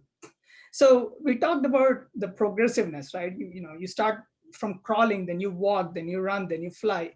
So that's how the maturity indicator levels work. You have some basic processes that you're doing in an informal fashion. Well, that's MIL 1. If you're doing absolutely nothing, that's an MIL 0, or a maturity indicator level 0. Now, if you have certain policies, if you have at least some level of stakeholders involved, and if you're documenting what you're doing, and that practice would be categorized as an MIL 2 or a maturity indicator level 2. Finally, now, if you have a responsible point of contact, who is to blame if something goes wrong, or who is to call if something goes wrong to fix. Now that is better managed. You have a well-defined policy, you have a point of contact, you document everything, you know what to do and how to address the situation. Now that is categorized under MIL 3. So the CSAM has a lot of built-in data analytics. Based on the time, I'll do a small demonstration to show how CSAM works. That kind of not only helps you to understand all the good that you're doing, it is also very good in terms of telling you all the bads, meaning the bad and the ugly, right? It's always good to get compliments, but it's also very important to get constructive feedback so we can fix my facility, right? That's exactly what CSAM is aiming towards. And we have to remember, security is never-ending process. As long as there are bad guys, they're always brewing something. They're always trying to do something bad. So as defenders, as the good guys, we always should be prepared on our toes to respond to adverse events. And that's exactly what these security models try to prepare you towards that. These models do not tell you, these models do not prescribe any kind of a tool or a software or a hardware to use. It points you to the right direction so you can head in that direction and pick something that works for your facility. So it's not a prescriptive model. It's more of, it's something that sets direction or helps you with setting a direction for your security programs. All right. In the next few minutes, let's talk a little bit about different domains that we have in the CSAM. So starting from the risk management, this is the absolute first step. I need to understand my risks and what kind of risks am I dealing with? What kind of threat actors am I dealing with before I even decide to do anything, right? And when I'm talking about risk management, it's about, you want to develop your strategy. You want to understand what kind of resources you have. You want to understand how would your operations be impacted by a particular type of events, and what other organizations would be impacted by this, or are you depending on some other organizations? So in this case, how would you manage your overall chemical security risk? And the first step of the risk management is doing risk assessment. So when we talk about cybersecurity, some of you might have heard cybersecurity itself, it is risk management. It is managing my risk. So you would want to assess your risk so you can better understand your overall risks so you can better manage that. Well, once you understand at a high level, once you have certain risk management strategy, how do you respond to certain kind of risks? You want to think about how do you manage your assets? Do you even know what you have in your facility? In a lot of the cases, this is actually the first step or the first question we ask facilities, that do you know what you have? Let's forget about amazing, fancy, smart devices that can detect and mitigate the attacks from hundreds of miles away. But do you even know what you have? That's what this particular domain deals with. It has a whole set of questions that helps you understand what kind of assets do you have? What kind of chemical inventory do you have? How are you storing them? How are you receiving them? Throughout the life cycle of a chemical asset, how are you managing them, right? In configuration, perhaps is a wrong word in the chemical asset management world, but configuration is something that is largely used in the cyber world. But this is targeting towards how do you ensure that you have full visibility throughout the life cycle of an asset. And what is an asset? Simple, anything that holds value, anything that is valuable to your organization. That includes a chemical, that includes data related to that chemical systems, that includes information or confidential information related to your own facility or whatever you're manufacturing. In some cases, it even includes a level of processes that slightly deals with people. Now, when we talk about managing or inventorying our assets, we're looking at how do we track them, right? What are the specifications of my asset? I need to have full visibility. How critical is this asset? If I have two systems or two chemicals, which is more important? Do I put more resources to protect chemical A or chemical B? How do I determine that? So you need to understand the first step in terms of maintaining or ensuring that your critical systems are secured with the right amount of protection systems. You need to understand what kind of systems you have. And the next one is identity and access management. Again, we are all people. And how do we make sure all the individuals that are in our facility, we can track them in a way that John Smith can access XYZ or Lisa can access XYZ. How do we know that? Do we know what our people are doing and what kind of systems they have access?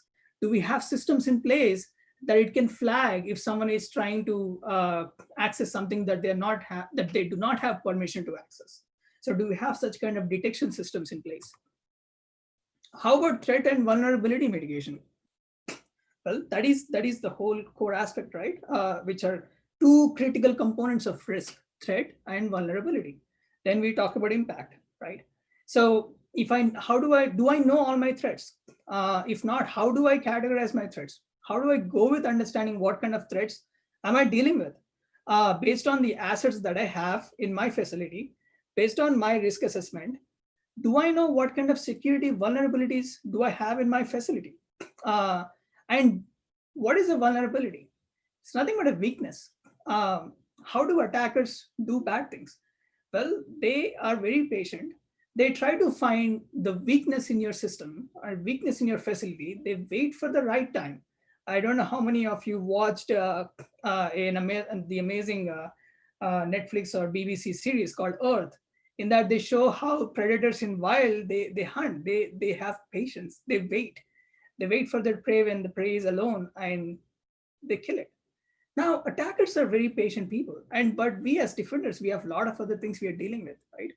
So if we understand our threats and vulnerabilities very well, so that would be a very good first step for us to better manage our assets. Maybe we can fix these vulnerabilities. Maybe we can go to our management to invest into this. Maybe we can invest in some sort of monitoring tools. If you don't have the personnel with right skill set, perhaps we can train them. Maybe we can hire an auditor to do an unbiased auditing of our facility to tell us what kind of things we are doing bad, right? What areas can we improve? So all of this can fall under the threat and vulnerability management and mitigation umbrella.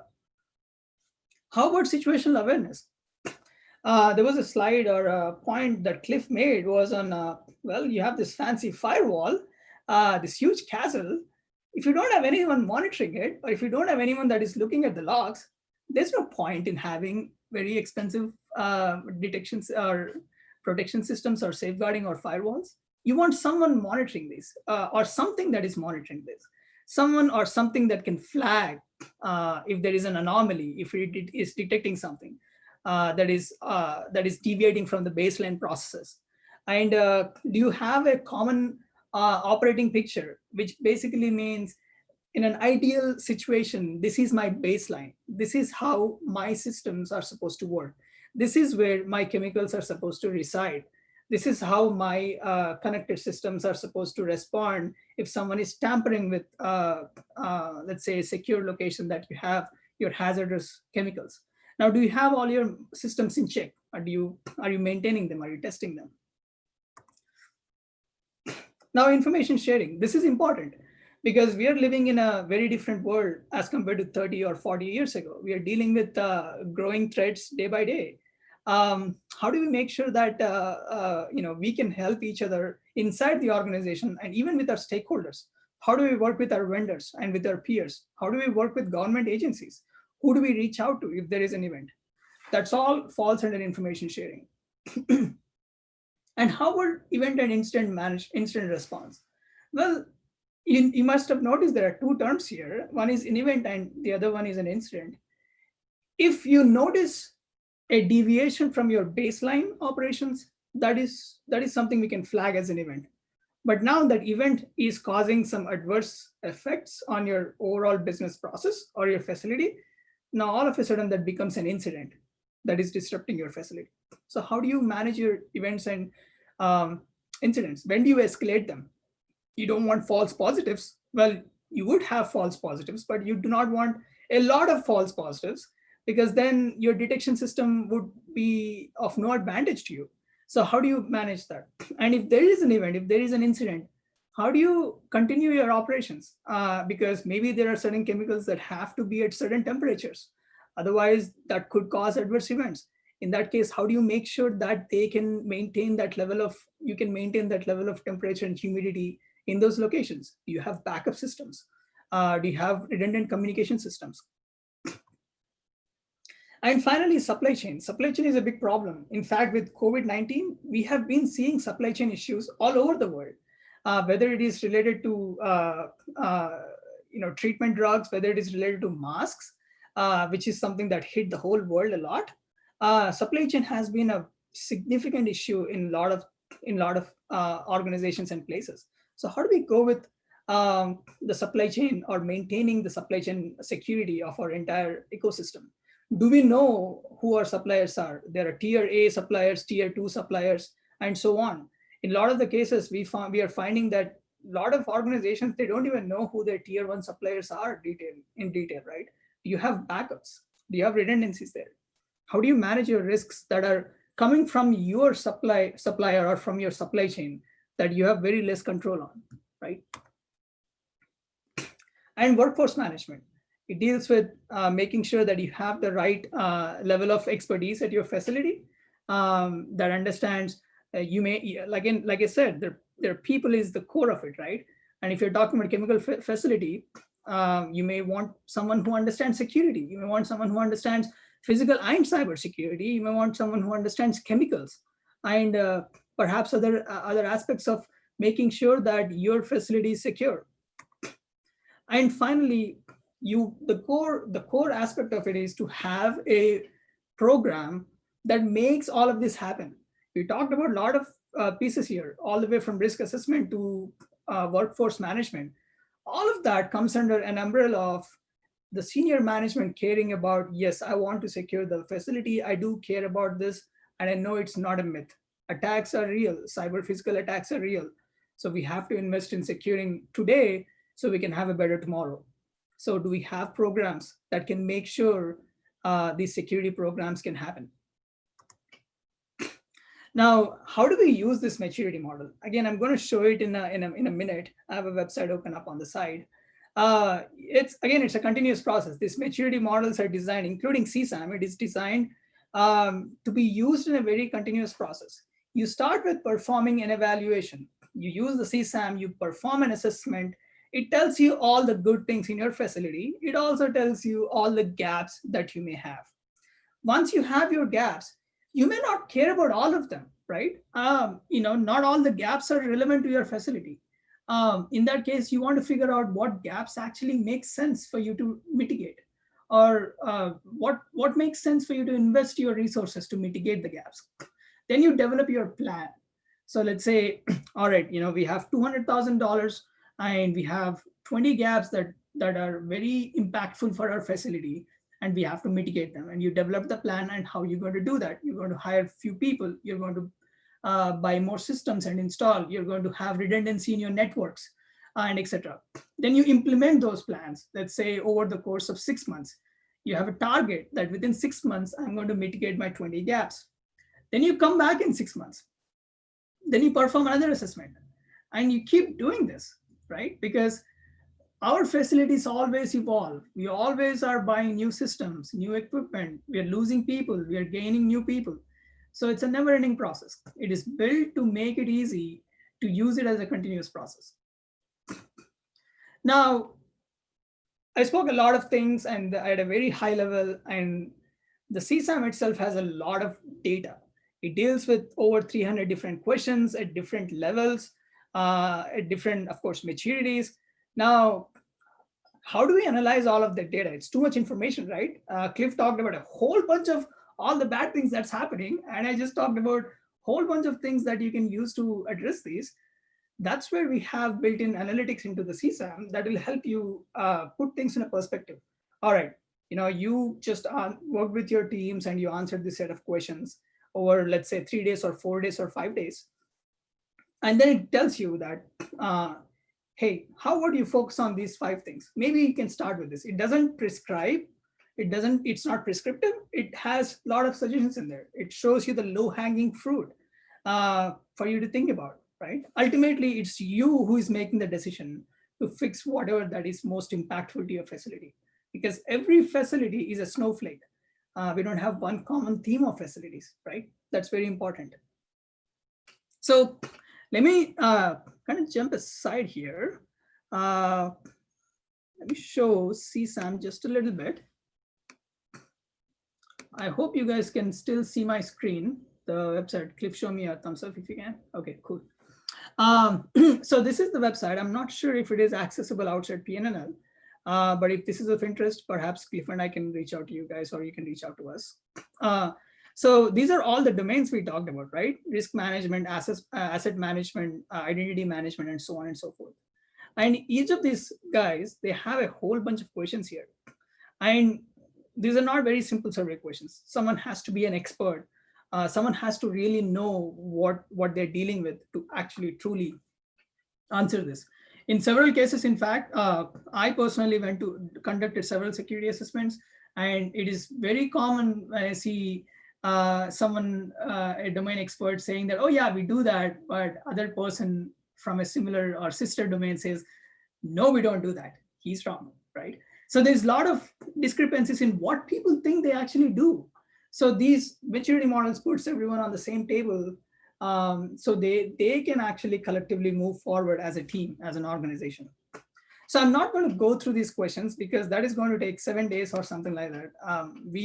Our average assessment times go from 3 to 5 days. So it takes a long time.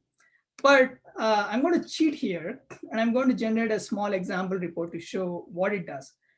So this maturity model, our maturity model, it is designed to generate not only the gaps that are in your facility, it is also designed to show or establish a common communication platform with your stakeholders, whether it is internal or external stakeholders.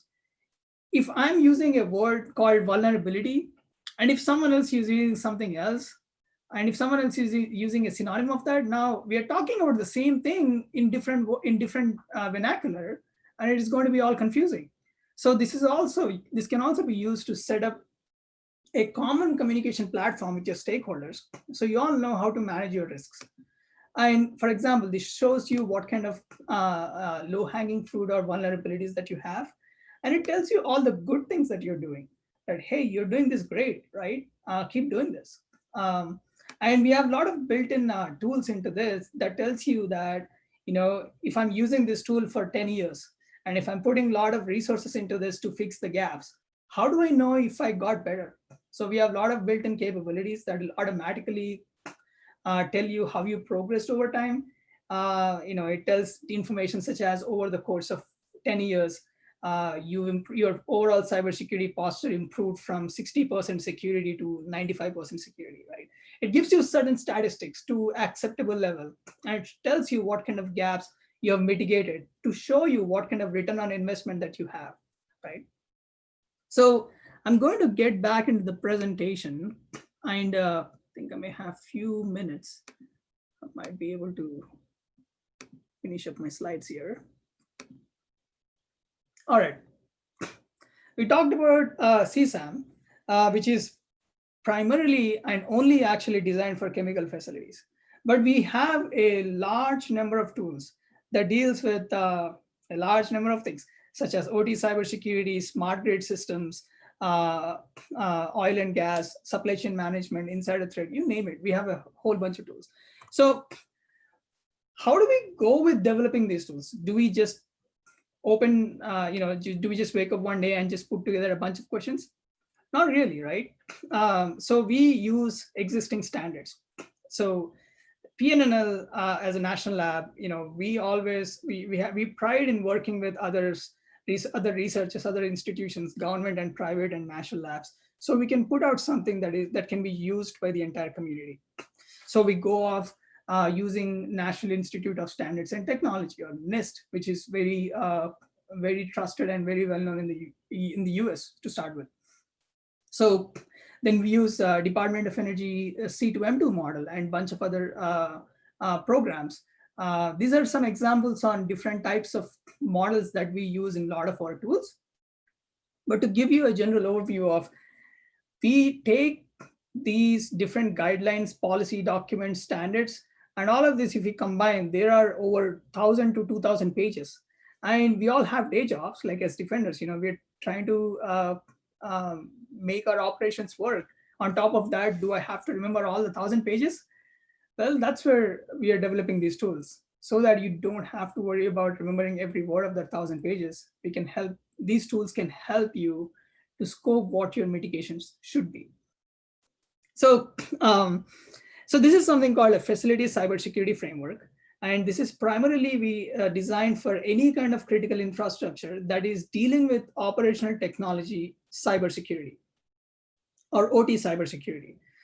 Cliff talked about difference between information technology and operations technology. In the world of information technology, there is a lot. There is a lot of best practices. There are a lot of standardizations that already happened. IT has been there for a long time. We've been using email servers for, I don't know, since I was a baby, I guess. So IT has been there for a long time.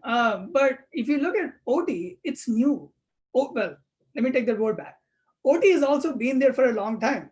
But historically, they were not designed to connect to the internet. They were designed to be this isolated child that sits in the corner of the house. They're not supposed to talk to anyone. They were supposed to just be by themselves. But now we have these smart connected systems that is amazing, because it is giving us the capability to remotely monitor these systems. We don't have to dispatch an operator to fix it. We can just do it on the fly from our room.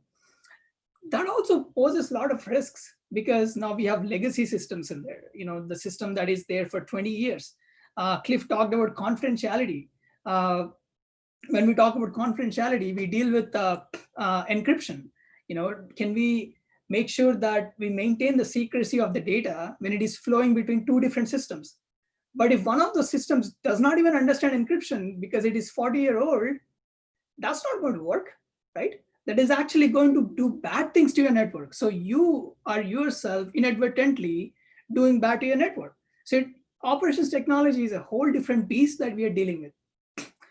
So we developed with a whole bunch of facility cybersecurity framework tools that will let you define, or let any stakeholder define what kind of processes they have in place, so they can understand what their cybersecurity posture is. And this will also help the facilities to set a target state. How do they want to reach the target state? And where do they want to reach, right? And I'm going to rely on Cliff that if I'm kind of going over time, I kind of lost track of time, but you can show me the fingers, Cliff. That's okay. And how do we assess progress towards our target state, right? Well, I know what I'm doing.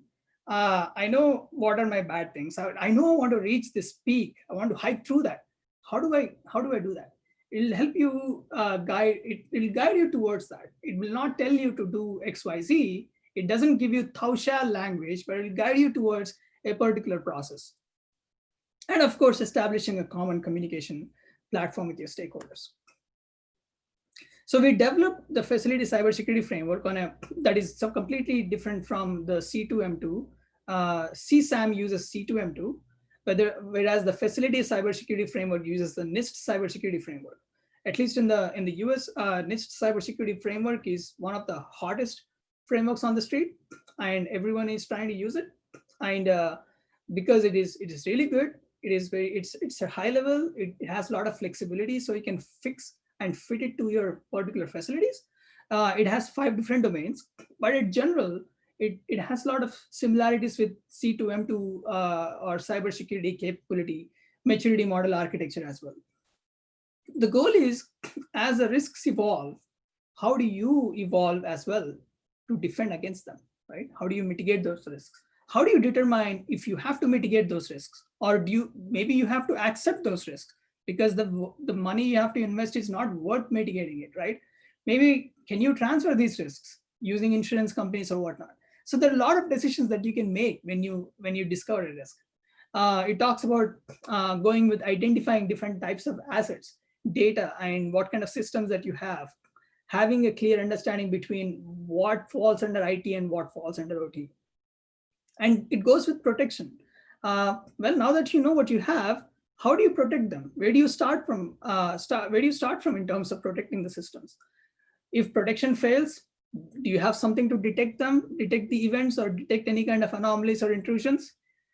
Well, if the attacker is smart enough and the detection fails and executes something, can you respond to those before something bad happens?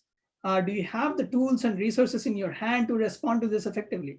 How do you respond to this kind of events? What is the most effective way to respond to these events? Well, you failed to respond. Can you recover? We talked about continuity of processes. We talked about business continuity. How do you recover effectively? So that you don't lose the fame of your organization, you don't lose any kind of life or equipment or any kind of process that could impact your overall organization. Do you have some processes in place so you can recover from the attack into a safe state? This tool family itself has a lot of components in there. It does the core assessment, which is very similar to the questionnaire that I showed you in CSAM, but it's a whole different beast here in terms of the type of questions it asks. It talks about your network systems. It talks about your OT infrastructure that you have.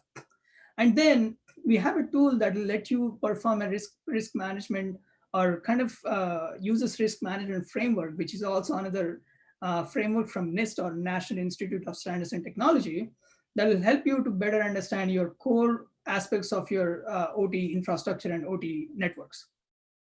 It has a qualitative risk assessment. We talked about maintaining your assets, understanding what you have. Understanding the assets is important. At the same time, understanding what kind of vulnerability they may have. If I lose that asset, what kind of impact will I have, right? Can I use these 2 factors to assign some sort of a risk level to the asset? Is it a low risk asset? Is it a high risk asset? So the qualitative risk assessment lets you to manage your assets in a very risk-informed fashion. And I think a few minutes ago, I mentioned how these tools can automatically help you to show how you've progressed over time, right? Have you gotten better? Have you gotten worse? Are your resources going to the right place, right? Are you getting a good return on investment on this?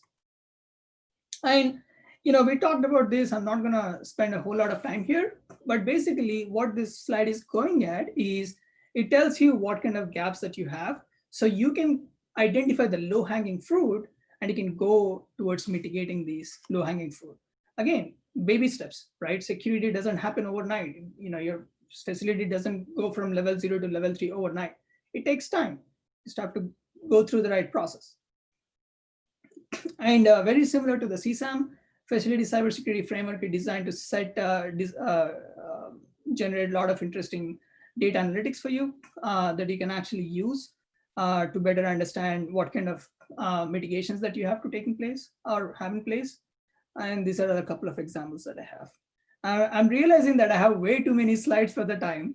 So Primer is another tool that is very interesting. We talked about having an assessment, doing an assessment. You develop a plan and you start implementing the plan over the course of 6 months. But how do you track that, right? You don't want to do assessment every day. Each assessment takes a lot of time. You don't have time for that.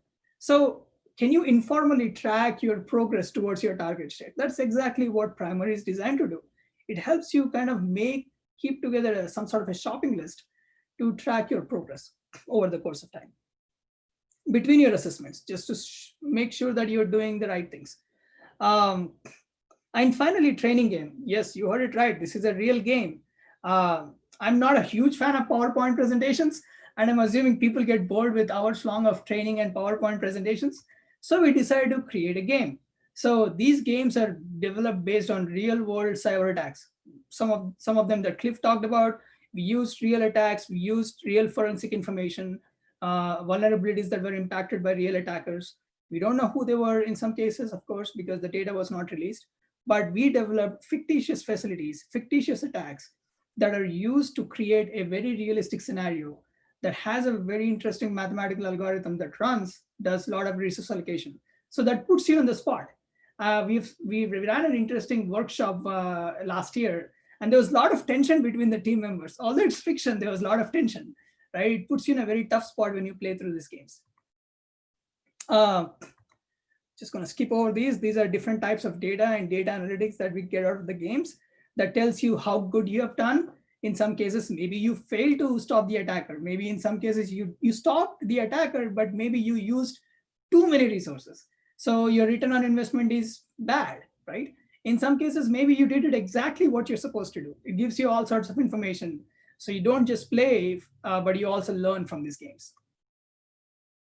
Finally, we talked about different types of cybersecurity maturity models, and we talked about C2M2 and how C2M2 progresses over time and how you can use them.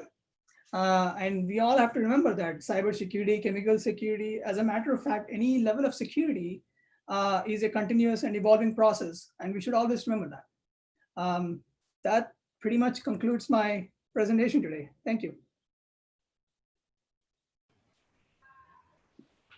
Yeah, thank you, Nikhil. So it was a journey towards the different models and tools, okay, for securing the cybersecurity, chemical security assessment model, facility cybersecurity framework tool set, all those things and all. So as you say, it is a maturity model.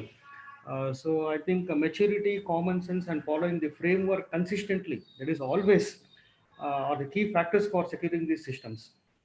The vulnerabilities would be the lethargy of people trying to have shortcuts,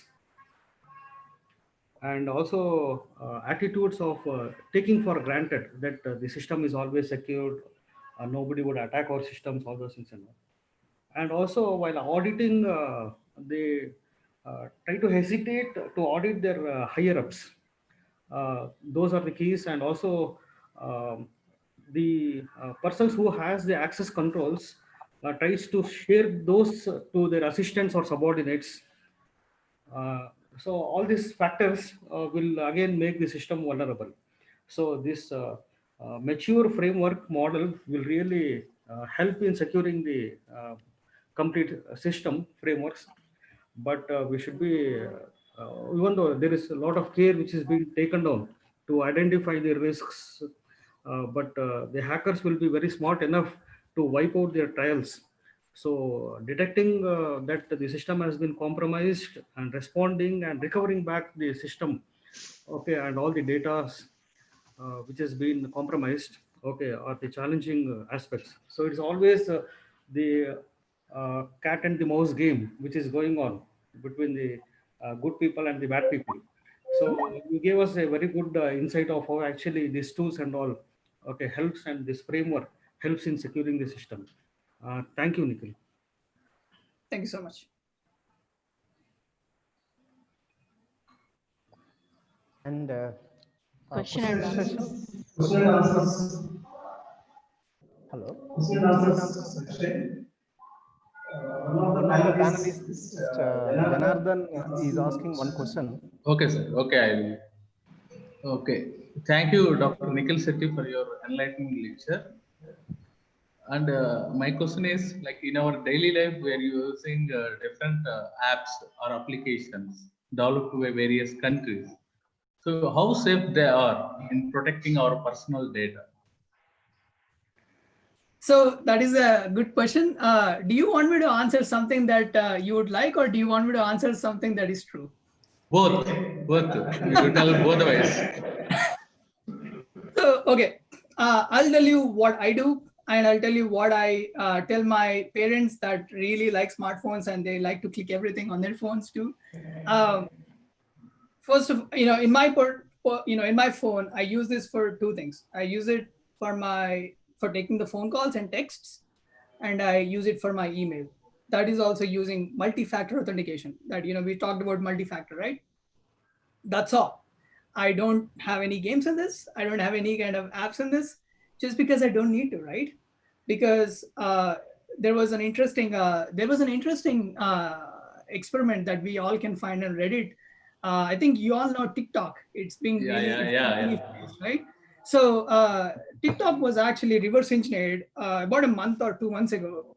They found a lot of data compromising bugs in there that was exfiltrating your personal information to servers that are in different countries, wherever the app was developed, right? So I personally would not recommend using any sort of apps until they're absolutely needed. Sometimes I go to a conference that they want you to install an app so you can follow the agenda. I do that. Then I immediately delete that, right? Because we have a lot of junk apps in our phone. If you open our phones and see how many apps do we truly use, do we really want 25 games in that phone? What are they doing to us, right? I would recommend using other ways to keep you entertained. Like there are, PlayStations and handheld PlayStations and things like that. Because Cliff talked about a lot of interesting attacks, which makes you click the links and that downloads some malware.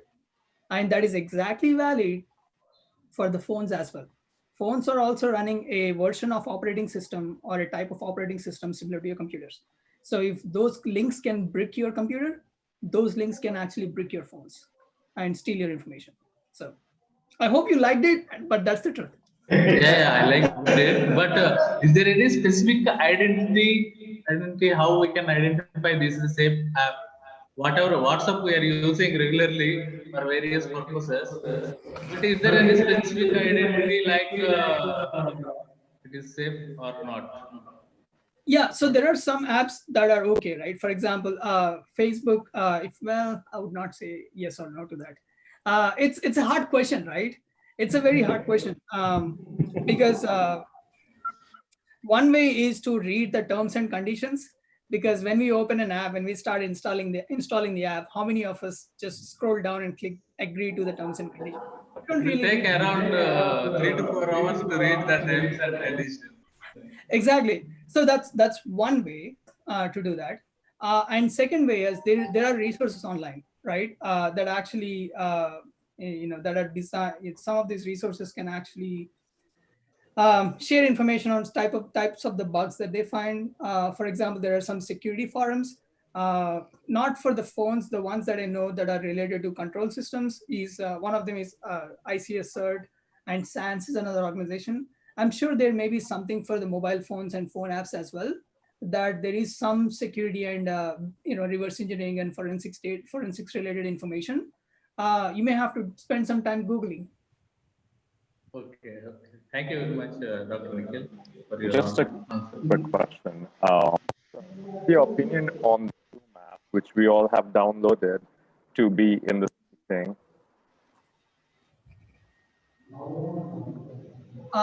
You were cutting off. Can you repeat the question? Sir, can you repeat? Sure. What's your opinion? Can you hear me now? Yes, sir. Yeah. Okay. What's your opinion on the Zoom app, which we all have downloaded to be here at the meeting today? See, again, it's a hard question, right? Because if we are talking about certain apps, the way I personally like to approach towards software security is not assuming that any software is secure, right? Because for example, when I talk with a software engineer or someone to get on my team, when I ask them about security questions, I've had some people in the past that said that my software is absolutely secure and there are no bugs in there. There's no point in bringing that person, right? Because the first step towards understanding the security of my system is willing to accept that I may never be 100% secure, because there is nothing called 100% secure. It is only secure until it is not. That's why in security, we have something called zero-day attacks and zero-day vulnerabilities. So zero-day vulnerabilities are nothing but vulnerabilities or weaknesses that are not discovered yet. And that means, well, exactly, right? So, but when it is discovered, that was the first time that was found in the system, and there is no mitigation for that in place.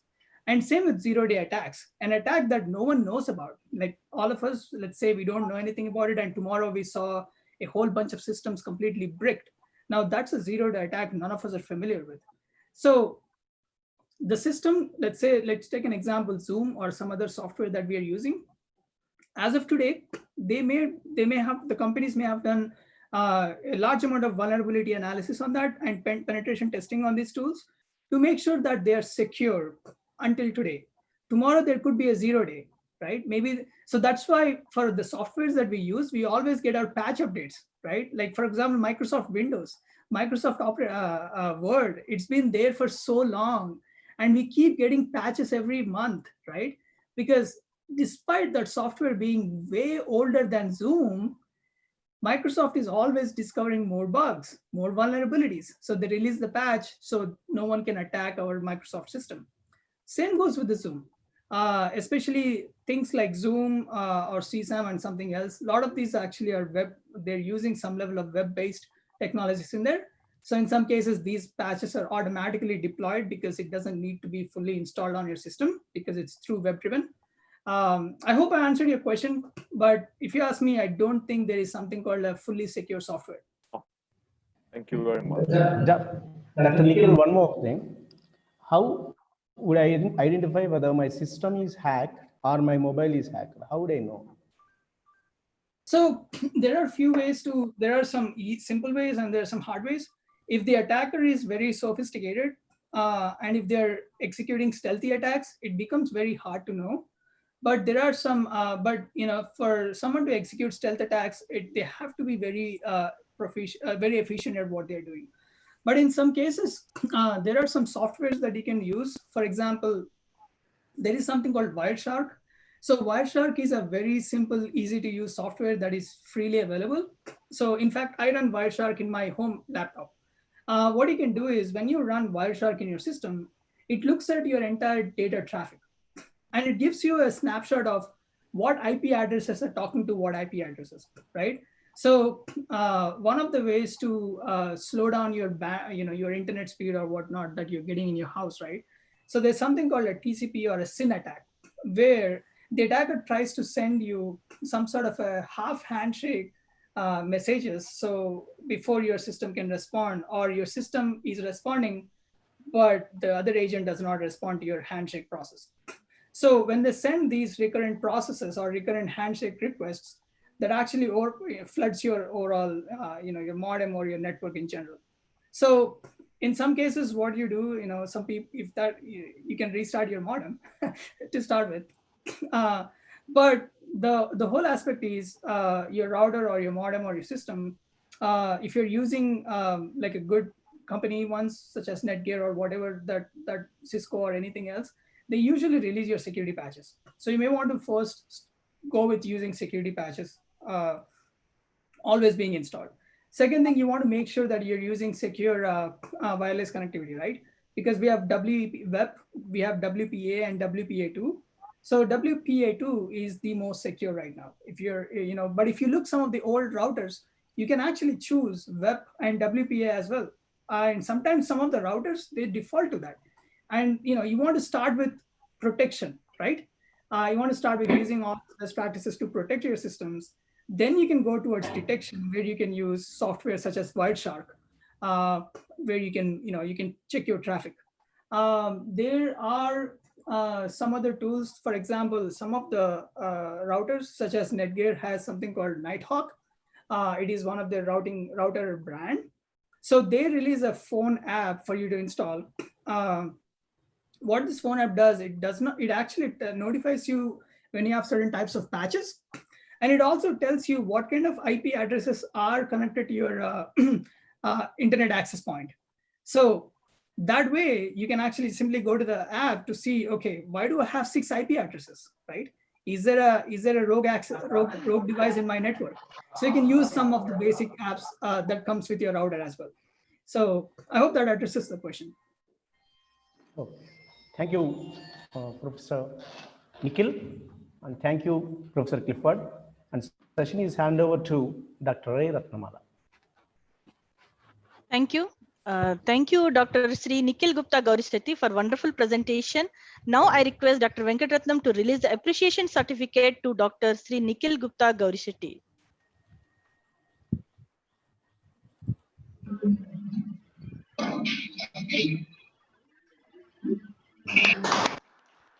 Thank you so much. Very good questions. I really enjoyed presenting this. Thank you so much.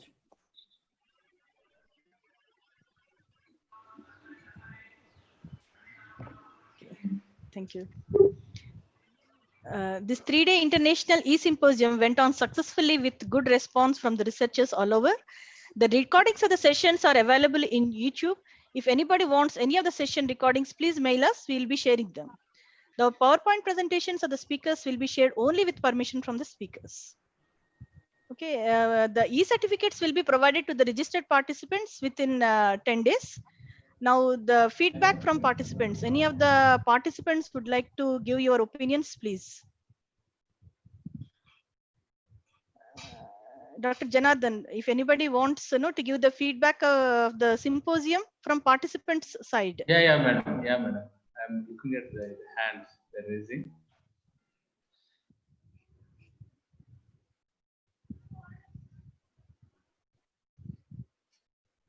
So from Ningaraju, he wants to give the feedback.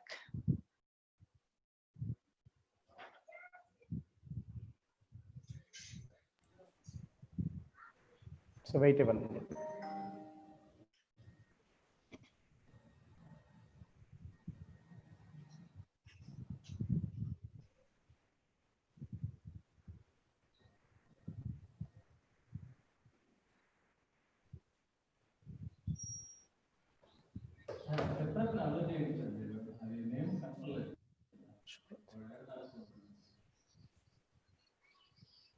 Yeah. Yes. Shubhrat, unmute yourself. Please. Yeah, sir, I can hear. Respond to them. Yeah, sir, I can hear. Yeah, Hello. Shubhrat, please. Yeah. Can you hear me, sir? Yeah. Yes. Yeah, it is audible. Yeah. Good morning, sir. Respected sir, madam, and all members. I'm Shiprat, a research scholar from GITAM University Bangalore campus, working under Dr. H. Manjunath. I'm very happy that I had been participated in the international conference that I held by Department of Chemistry, GITAM School of Science, Bangalore. And the specialty of this conference is the online-based conference. That is the International E-Symposium on New Frontier in Chemical Sciences. It's very beautiful, sir. Mainly when I heard about this conference, I thought how it will be, because I'm in some rural area now presently, and there is a network problem, network issue is there. And this some I heard about only the 2-3 like Dr. Mathukar, his classes session I had seen, and Clifford Glantz and Sir Nikhil Gupta's, and some I had been missed. But all this I had got from GITAM University of a YouTube link, through which I will cover all the sessions, whatever I had missed. And the sessions conference were very beautiful. and the knowledgeable mainly on the present advance in catalyst energy sector and nanomaterials. On these topics are very beautiful, and some whatever I missed that conference, I will go through YouTube link. And the once again, I'll say that the organizer and committee members and GITAM University, that whatever the organize this conference, which activates all researchers mainly, because as this COVID-19 2-3 months, some are in out of mood, but by hearing all this conference and we'll activate like an impulse of current comes through our body and we'll reactivate all in the research. So I'm very happy, and the conference were very beautiful, and I'll thank one and all, and mainly for organizer and the GITAM University for conducting all these conferences. Thank you, sir. Thank you, Subrata. Any One other? more participant, Sandesh Kumar.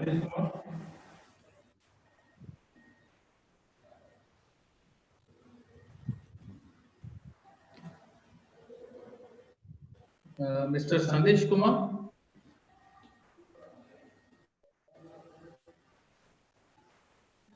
Connect to the Ningaraj.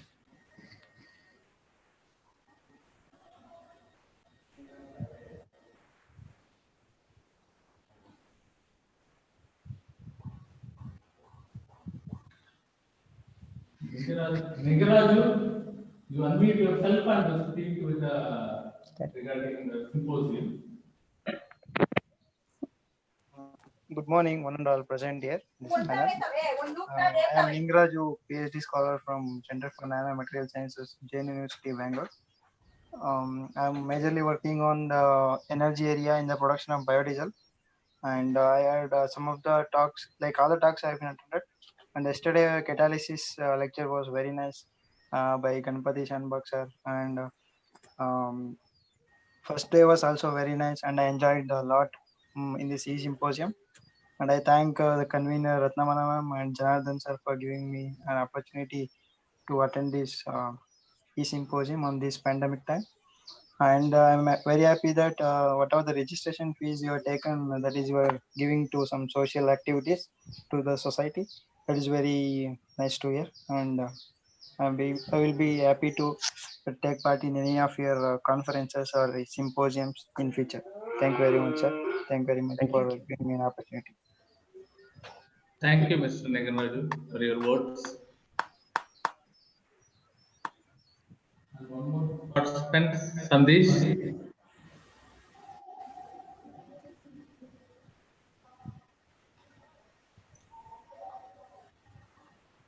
Okay. Some technical issue from participant side. So I am on to Dr. Ratnamala. Okay, thank you.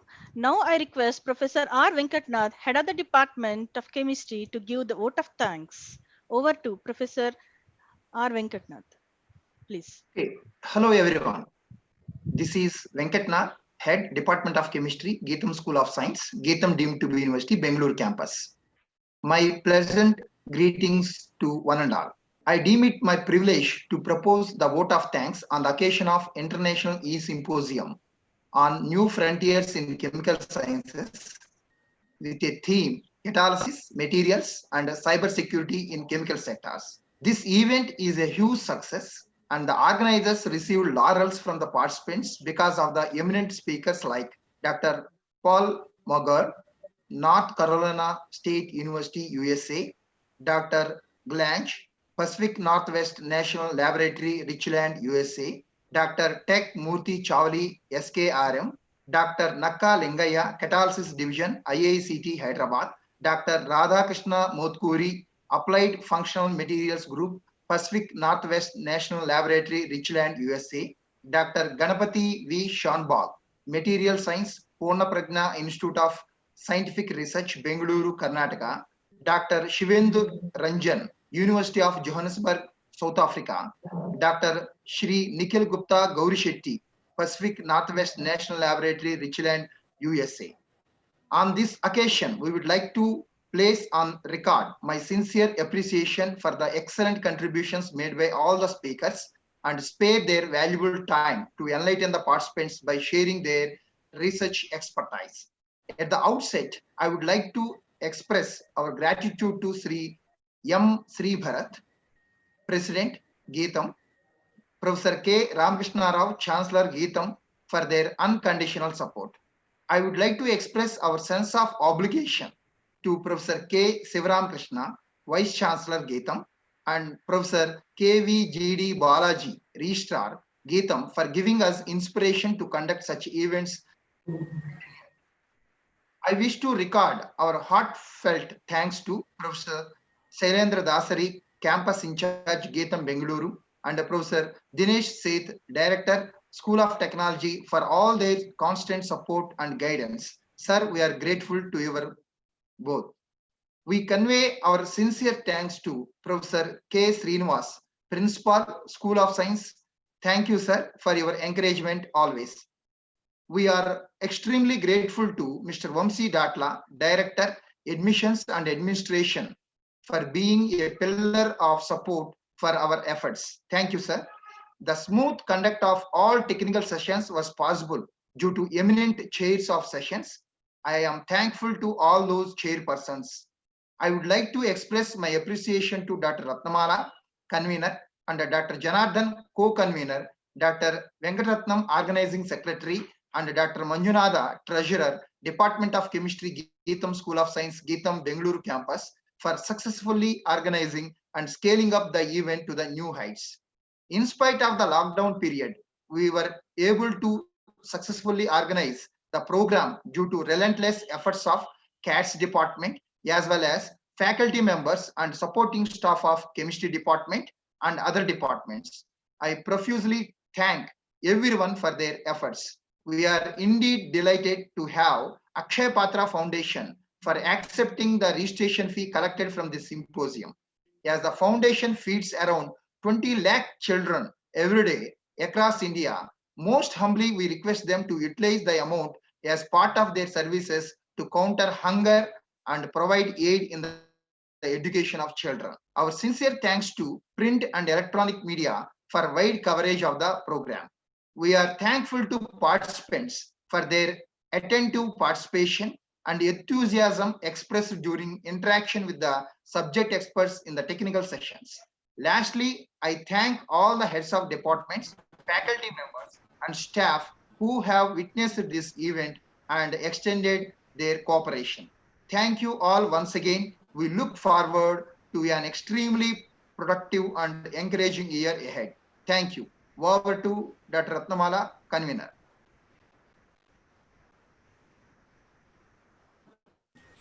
Madam, please unmute. Thank you, speaker. Thank you. Unmute. Unmute yourself. Ratnamala madam, unmute yourself.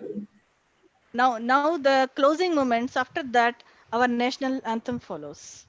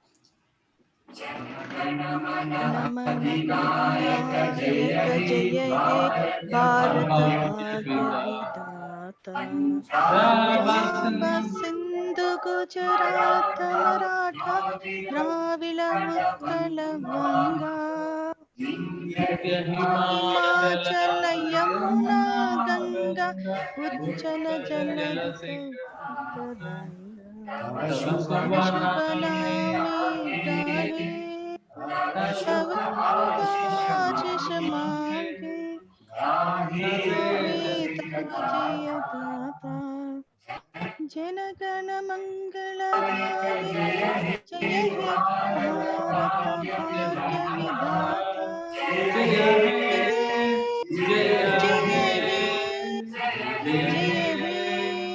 जय हे जय जय जय जय हे.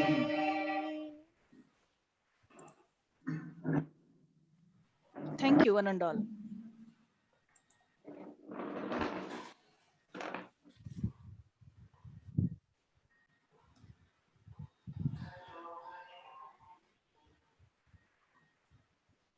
Thank you, one and all. Thank you. Yep. Thank you, Professor Clifford Glanch. Thank you. Thank you, everyone. Thank you, all of you. Thank you, Nikhil. No, for Nikhil, you are late. Thank you very much, sir. Thank you. Thank you. Thank you so much. Thank you so much. Thank you. It was nice. Thank you, sir. Thank you. Bye-bye. Very nice. Thank you all. Thank you. Bye. Bye.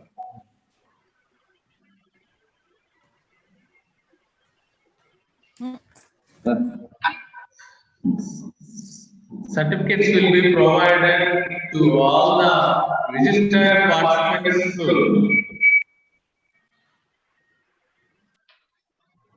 Within 10 days will be provided.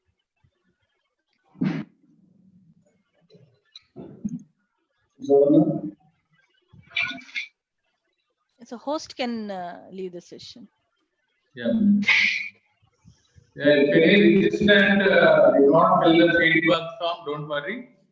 We'll forward that feedback links to your registered mails. So fill that feedback form. And thank you very much. And good day. Be safe. Stay home. Thank you very much. Thank you.